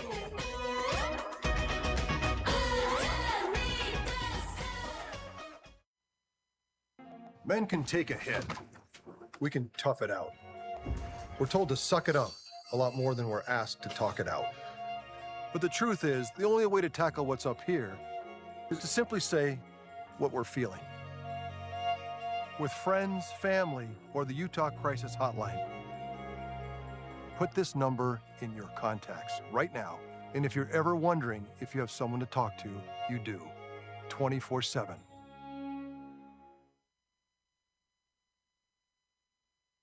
This broadcast is the exclusive property of the Ogden Raptors Baseball Club and the Pioneer Baseball League. Any rebroadcast, retransmission, reproduction, or other use of this broadcast without the express written consent of the Ogden Raptors and the Pioneer Baseball League is strictly prohibited. Welcome back to the Ogden Raptors Broadcast Network. Arden Locke, our new umpire, is in the game, and it does look like we have a different pitcher for the Yuba-Sutter Freebirds, and that's bad news. That's bad news for the Ogden Raptors. You know why, Tyson? Is that Mariano Rivera on the mound? It's Rain Pfeiffer, the MLB-like pitcher who has had the Raptors number thus far. It's interesting because his numbers aren't necessarily that great year in and year out, but he's somebody that throws a live fastball. That last warm-up toss was 93 miles an hour. So he's a guy that can definitely bring it, and earlier this week he had his off-speed stuff that he was able to get over for a strike as well. He is certainly somebody that the scouts will see and will be impressed with his stuff. If he throws enough strikes, he's somebody that I imagine could be an affiliate ball either later on this season or sometime next year, as he does have a live arm. To give you a grasp on what Rain Pfeiffer has done against the Raptors so far, in Game 1, he went an inning, faced 3 batters, struck out the side, earned the save. Game 4, his second appearance, won an inning and a third, no hits, no runs, 3 strikeouts, and 4 batters that he faced. And the Raptors haven't had a great beat on him, to say the least. The new home plate umpire, we certainly hope that the home plate umpire, I think that was Still Rogers, hopefully he's okay. But the guy who was the third base umpire went in, got his umpiring gear, and then he ran from the clubhouse towards home plate. He sprinted. He hauled. It was impressive stuff, especially in full gear as well. Well, with it being a getaway day, it's possible he's got a spot he wants to be for Tuesday, and he wants to give himself a little bit of a break, knowing that tomorrow will be an off day for umpires as well. So Rain Pfeiffer is going to be the new pitcher coming in. Eric Vassar, the one who is going to be leaving the game, and they'll be facing off against Tyler Stone. Now, if you don't remember, which I would assume is fair, as we had a pretty long break, Chase Valentine had a solo home run to start out this inning. Then shortly thereafter, Colson Lawrence popped out, and then Ferraro flew out to right field. Tyler Stone comes up to the plate with the Raptors trailing by 3, 10-7. They have been outscored 10-3 in the last 2 innings, have the Raptors. They held a 4-run lead at one point during this game. First pitch from Pfeiffer to Stone. Check swing, but he did go all the way through, and it'll be strike one. Well, that's tough when you see 93, 94 warming up, and then he gives you 85 down and in on a breaker. That's tough for Stone, knowing that you want to gear up for the fastball, and you get that in your first pitch. 0-1. Pfeiffer towing the rubber on the first base side. Here's his next offering. Stone unleashes 88 miles an hour down in the zone, and Stone didn't connect. Strike two. That's some downward movement. Could have either been a slider or a splitter from Pfeiffer. And now if you're Stone, now you're really wondering, what do you get? And Pfeiffer can dial it up about 96 or 97 miles an hour. 0-2. Pfeiffer looking for his 7th strikeout in the series. That one misses down in the dirt, and Stone holds back. Pfeiffer's been a pretty good strikeout pitcher. 31 strikeouts in just 17 innings in the Pioneer League this year. Well, and just, you look at Pfeiffer for the season, then Pfeiffer just in this series. He has faced 7 batters, hasn't allowed a run, has struck out 6 of the 7 that he faced. 1-2 count, looking to make it 7 of 8. Pfeiffer, glove at his face. Here's his pitch. Check swing. Tyler Stone did go around, and he can't believe it. He's saying that he didn't go around. But nonetheless, our new umpire will say it's a strikeout. Pfeiffer has struck out 7 of the 8 Ogden Raptors that he has faced. His team, the Freebirds, lead it by 3, 10-7 as we head into the top of the 9th after this break on the Ogden Raptors Broadcast Network. Are you okay? You seem upset. Turns out you were right. Our car was breaking down and we did need a new one with a loan from America First Credit Union. Me saying there was no hurry and to wait was wrong. Hey, on the bright side, we got to meet Huey. Get your money working with our low-rate auto loans, now with no payments for 90 days. Bowman Kemp Manufacturing has been in business for over 50 years. From the humble beginnings of Lael Bowman and Mel Kemp, the company has grown into a large steel facility supplying structural steel, reinforcing steel, and basement window systems. The rebar and structural departments supply the United States, while the basement window systems division supplies the United States and Canada from coast to coast. Wait, use the shovel and bucket of water, remember? Drown, stir, drown, feel. Where'd you learn that? SmokeyBear.com. Don't want to start a wildfire, right? Only you can prevent wildfires. Windward Electric is the foremost commercial and industrial electrical contractor in the Intermountain West. We value relationships as we strive to provide exceptional experiences for our clients. Call 801-648-7270 for a quote or visit windwardelectric.com today. Welcome back to the Ogden Raptors Broadcast Network. Final inning of the Game 1 of this doubleheader. Game 1 is a resumed game that started last night. The Raptors and Freebirds played 2.5 innings before we were delayed due to lightning and then a monsoon. And then we have taken back over today. We started 0-0. The Raptors got off to an early 4-0 lead, and then Yuba-Sutter has come back and scored 10 runs in the last 2 innings to take a 10-7 lead. Kyle Lewis is the new man on the bump for the Ogden Raptors. His first pitch is waved at and missed by Cooper Hext, but Kyle Lewis faces off against Hext, Kirchner, and Chamizo, 3 of the best bats in the order for this Yuba-Sutter team. Team leading 36 appearance for Lewis this year. He's got a 3-3 record with an 8.59 earned run average. Pioneer League's batting .327 against the tall righty. Here's the 1-1 pitch, right back up the middle, slightly splintered bat, and that is going to sail into center field despite the leaping efforts of Luke Heizu. Going for second now. The play is not in time, and now nobody's covering third. No one was covering third, so after a single that went into center field, Cooper Hex takes second and then makes his way all the way to third as no one was covering. Luke Heizu is the new second baseman in the game. He obviously only came into the Ogden Raptors Association or organization a couple days ago, and there could have just been some miscommunication out in the outfield. What a crazy play. A hustle double for Hex. A ball that wasn't hit all that hard. Once he got to second, I don't know where the third baseman was. Normally when the third baseman goes towards the second base side, the pitcher goes to cover third, but Raptors just got their signals crossed there. First pitch called strike from Kyle Lewis into Andrew Kirchner. So how do you score that play? Is this double and then just advance to third naturally? That's what they're calling it, double advance to third. Next pitch taken into straightaway center. Cole Jordan will catch it and now try to gun down the runner at home. Here comes the throw, and it's not going to be in time. Another insurance run scores, and it's 11-7 now. Pretty good attempt there by Jordan. Obviously, he can let it fly with no other base runners out there and put together a pretty good throw, but Hex was able to score easily.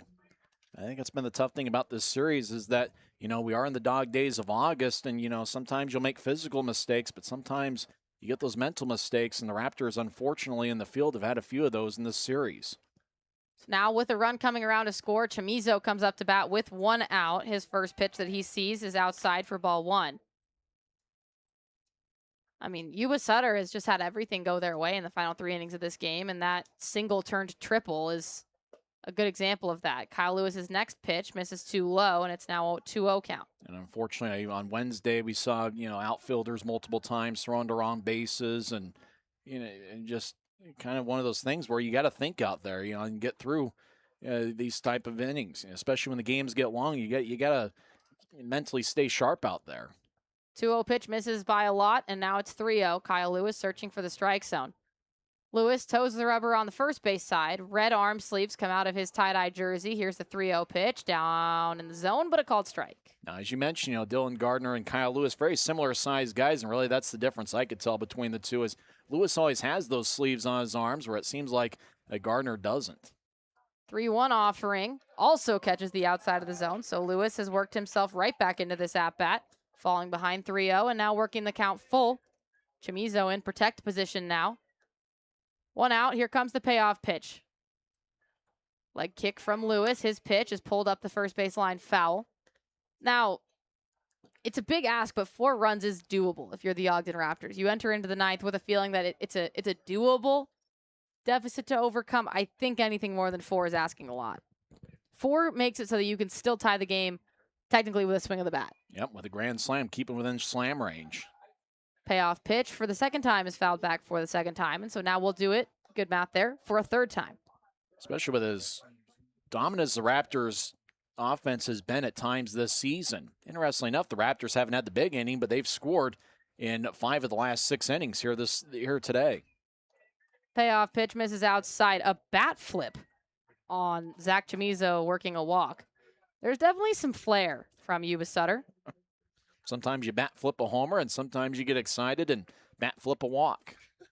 I'm not sure I've seen a bat flipped walk before. I didn't love that personally. I think I've seen it a couple times where it was an accidental bat flip because you got too much pine tar and the bat just kind of sticks to your batting glove.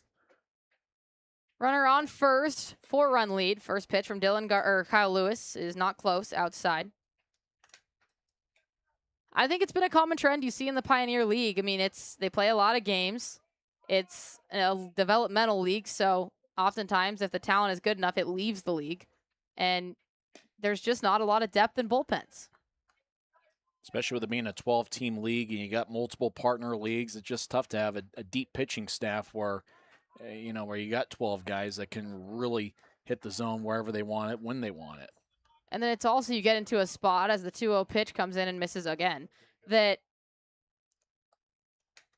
you're demanding a lot of that out of the guys physically as well. So even if they, are in a position that they can find the strike zone and they can offer up good stuff, the relievers especially are being asked to work, 3 times in a week. 4-pitch walk by Lewis. Well, as you saw it earlier today with Tristan Wolf, the first pitcher to be used by Yuba-Sutter, a guy that hasn't started a game all year, although he has shown the ability to go multiple innings, and he ended up working, what close to 80, maybe even more than 80 pitches here today, kind of extending himself far beyond what you would normally ask, basically, because you don't have a deep bullpen, which is the case with a lot of teams in this league. It's just a reality where you're asking a lot of the arms that you have in your pen. As the next pitch misses too high, Cam Uran is the man up to bat, so it's a 1-0 count to him, and that's the 5th straight ball from Lewis. That's the epidemic you face when you have an era where you don't have starting pitchers that consistently go 7 or 8 innings every start like you used to. 1-0 pop up into the infield. Might be foul territory. Carmine Lane and Kyle Lewis convene, and Carmine Lane catches it in foul territory for the second out of the inning. Unproductive out, as the runners must stay where they are. 2 outs have been recorded in this inning. There's runners on first and second. One run has come around to score in this inning, and it was one that was a little bit too easy for the Yuba-Sutter Freebirds. A single turned into a double, turned into a triple, just based on miscommunications. Next pitch is a called strike in the top of the zone. Devin Dixon is the man up to that. 0-1 count to him. 7, 8, 9 hitters due up for Ogden. Remember, Bavakwu, I believe, is standing in the dugout. Could be a possibility as a pinch hitter. Will be a tough test with the Rain Pfeiffer on the mound, though. Next pitch from Lewis also bites its way into the strike zone as that moved aggressively east-west over 10 inches. In fact, in the Raptors dugout, there's one player that you can see spotted on the top step. Everybody else is in the shade. Also, you got 9 players out on the field. So you're going to have an empty your bullpen or an empty your dugout in the top of the inning if you're the home team. Mackenzie Booth has just exposed herself as well, the trainer. Here comes the 0-2 from Lewis. Grounded right back up the middle. Coming in on it, it is Heisdu. He mishandles the ball. Luke Heisdu comes into the game in the 9th inning. First ball hit to him. Error on the second baseman. Kind of an interesting play when you think about the runner, cutting in front of him, and he had that decision: do I get the baseball and make the tag, or do I just collect the baseball and throw it to first? It looked like he tried to maybe think about getting the tag, but just didn't come up with a baseball. It's one of those where if you had to do it over again, probably just collect the baseball and throw it to first and make the easy play there. Looked like he was just trying to do too much there. Good news for Heisdu is no runs scored, so still a chance to hold the scoring at 1. First pitch is fouled away by Eli Lopez.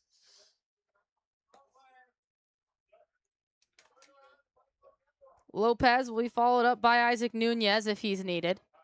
Raptors have a force at any base. 1 run has come around to score in this inning, so it's an 11-7 lead. Raptors still within slam range. Dodson, right knee set up on the ground, left leg extended. That next pitch misses a bit outside for ball 1. 1-1 count to Eli Lopez. Right-hander is 2 for 4 on the day.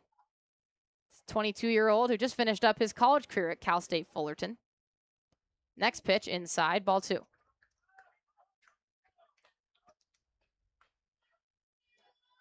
Like to find the family ties. Well, Gabriel Lopez, the father of Eli, played college baseball at San Jose State and was also drafted by the Yankees in 2002. Oftentimes, you'll see people getting inspiration from their family. 2-1, check swing that caught the bottom of Lopez's bat. And we are at a 2-2 count.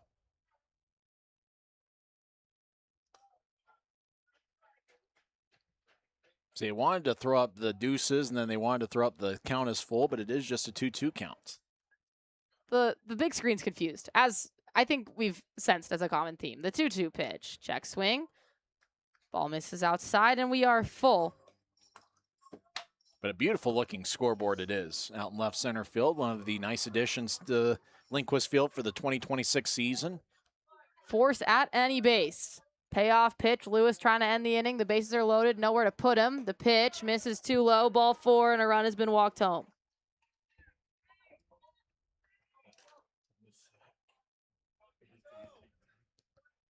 Didn't miss by much. That was a pretty good take by Lopez, especially with 2 strikes. But that one certainly hurt. Obviously it was going to be a tough task with Pfeiffer on the mound in the 9th inning, but now they're without slam range there.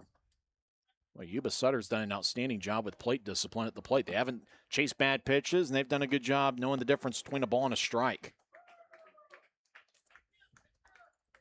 First pitch called strike. Kind of hate to hear it. There's an element of pity applause going on at the moment where Kyle Lewis hit the strike zone and then got applause. Next pitch swung on and missed by Isaac Nunez, so Kyle Lewis has found himself ahead 0-2. The Bronx cheer. 0-2 count. Lewis trying to get out of the inning for a second time. Bases are still loaded. Pitch misses way outside. Yeah, I think when you watch Kyle Lewis, is he makes some nasty pitches. He's a guy that can get guys out. It hasn't quite come together for like a full inning. It seems like he can get those first 2 outs and just have a tough time getting that 3rd out. You can tell the stuff is there. Here comes the 1-2 pitch. This one hit high in the air, right field. Going back on it is the right fielder Dylan Wilkinson at the warning track. And he does make the grab to end the inning. 2-run score in the top of the 9th.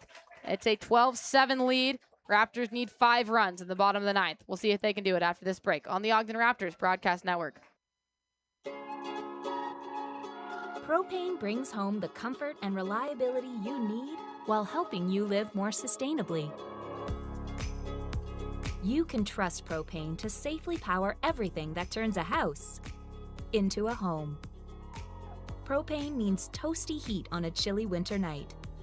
It's endless hot water for dishes, laundry, and bath time. Propane is there for all your home-cooked meals. There to give you peace of mind in any weather. And at the flip of a switch, it'll add warmth to your get-togethers too. Not only will propane appliances deliver the efficiency you need, they'll lower your carbon footprint too. With clean propane powering your home, you're doing your part to reduce pollution that harms the environment. And the more appliances you switch to propane, the more you're minimizing your impact. So if you're looking to upgrade every part of your home with better comfort, efficiency, and greener appliances, just remember, propane can do that.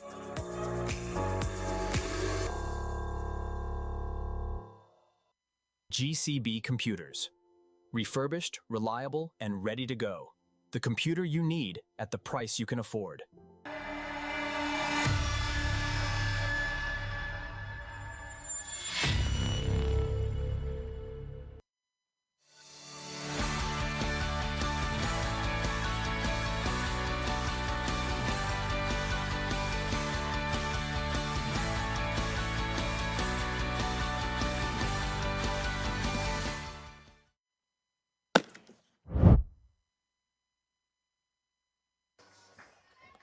Welcome back to the Ogden Raptors Broadcast Network. Arden Locke and Tyson Whiting. Bottom of the 9th inning, Raptors need a bit of a miracle. 5 runs in the bottom of the 9th. Rain Pfeiffer is still the man on the mound, and the Raptors have been unable to get a hit on him thus far. This one might do it. Blooper into center field, and that's the first base hit. Cole Jordan is in charge of it that the Raptors have gotten off of Rain Pfeiffer. You know, with Pfeiffer, he's got those multiple pitches they've shown he can throw over for a strike, and so you just sit on a first pitch fastball like Jordan did, and he was able to line it to center field. Good piece of hitting there by Cole Jordan, who was looking fastball and got it. So Hank Dodson will come up to the plate now. Dodson is not having his best day. He's 1 for 3. Did manage a walk, though, but he has not picked up a hit today. His hit came in the game that started last night. First pitch from Pfeiffer inside on the hands, 93 miles an hour. For ball 1. Oftentimes you'll see different catchers for the second game of a doubleheader, so I'm not sure we'll see Dodson in the second game of the doubleheader. We probably won't even see Ortega on the other side. 1-0 pitch. Catches the inside of the strike zone for called strike 1. Now, what did happen during the doubleheader was it the Idaho Falls Series? It was. Is that Dodson had his great game where he had a home run and a grand slam, and then they put him in the second game as the DH. That might be the case here today. Get him off his feet a little bit. Not batting as well in this series, though, to be the DH. I would guess maybe they, use a Bavacqua or something like that if they want to. The 1-1 pitch misses up too high. Or what I would assume we'll see is Bavacqua goes back into the outfield, and then you keep Colson Lawrence as your DH. And maybe have either Wilkinson or Lane catching. 2-1. Runner on first is Cole Jordan. The pitch from Pfeiffer is swung on and missed for strike 2.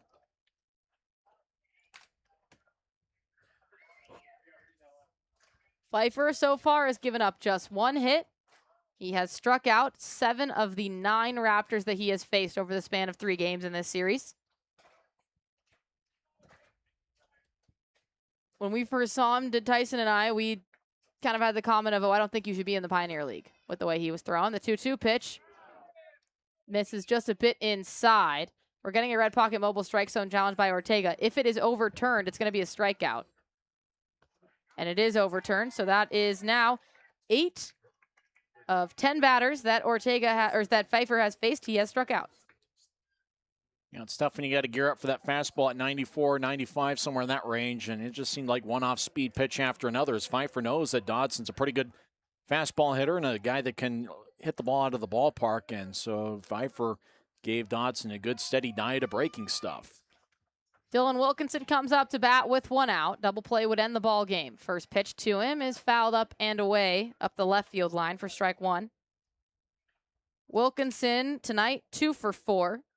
He flew out in inning 2, which was yesterday, and in the first inning that he saw action in today, but then has singled to left field, opposite field both times since then. Setting up on the outside edge of the plate is Ortega. A 0-1 pitch from Pfeiffer. Misses a bit too high to make it 1-1.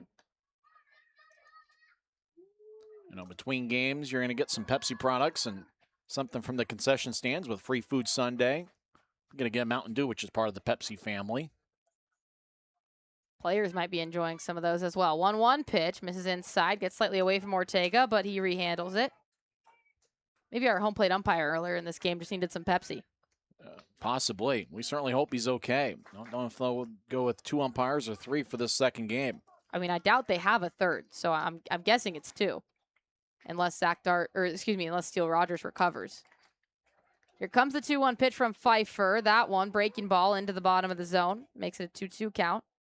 That's where Pfeiffer can be tough, is when he can get that off-speed pitch over for a strike like he has consistently. Tyson's dying.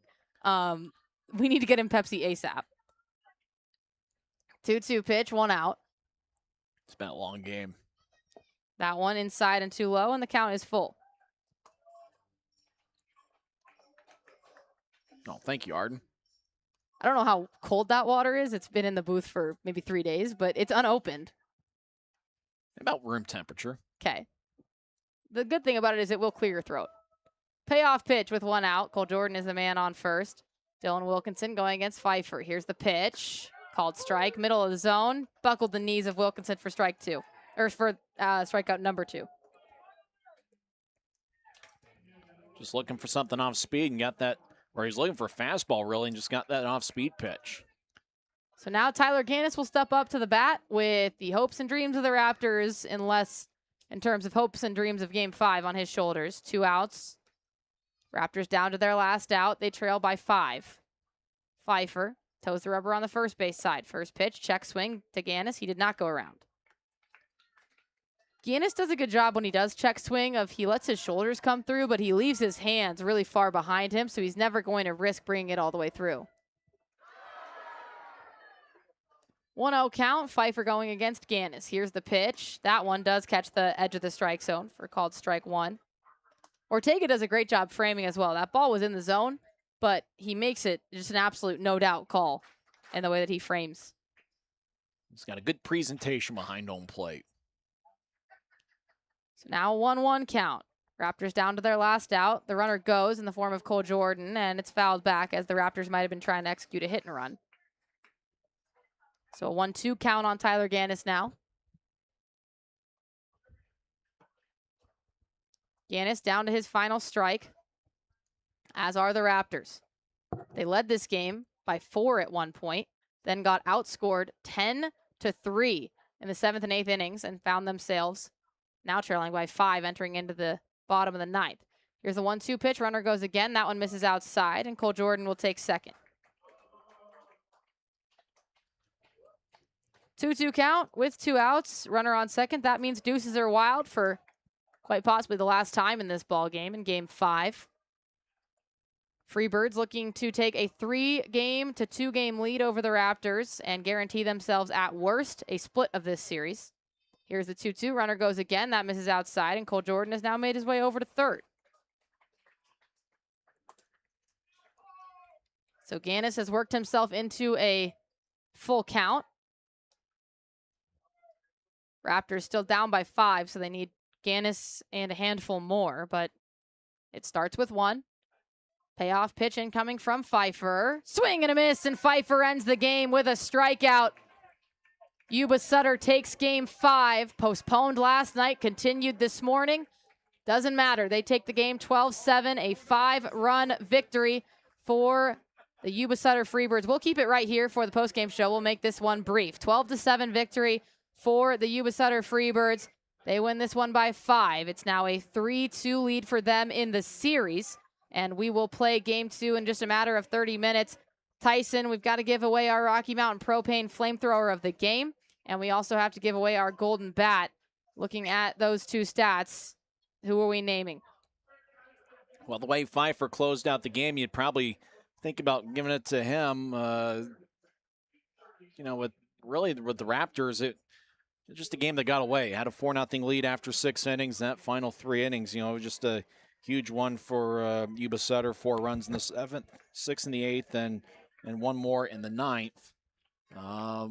You almost think about Pfeiffer an inning and a third, striking out 3. I'm good with giving it to Pfeiffer. Let's give it to Pfeiffer. Rocky Mountain Propane goes to Pfeiffer. Our Golden Bat of the game is going to go to Max Ortega. He's 2 for 4 with 3 RBIs. That's going to be game 5 of this series. We'll be back in 30 minutes for game 6. Thanks for listening. We'll be back on the Ogden Raptors Broadcast Network. For decades, I've taught you everything I know. But only you can prevent wildfires.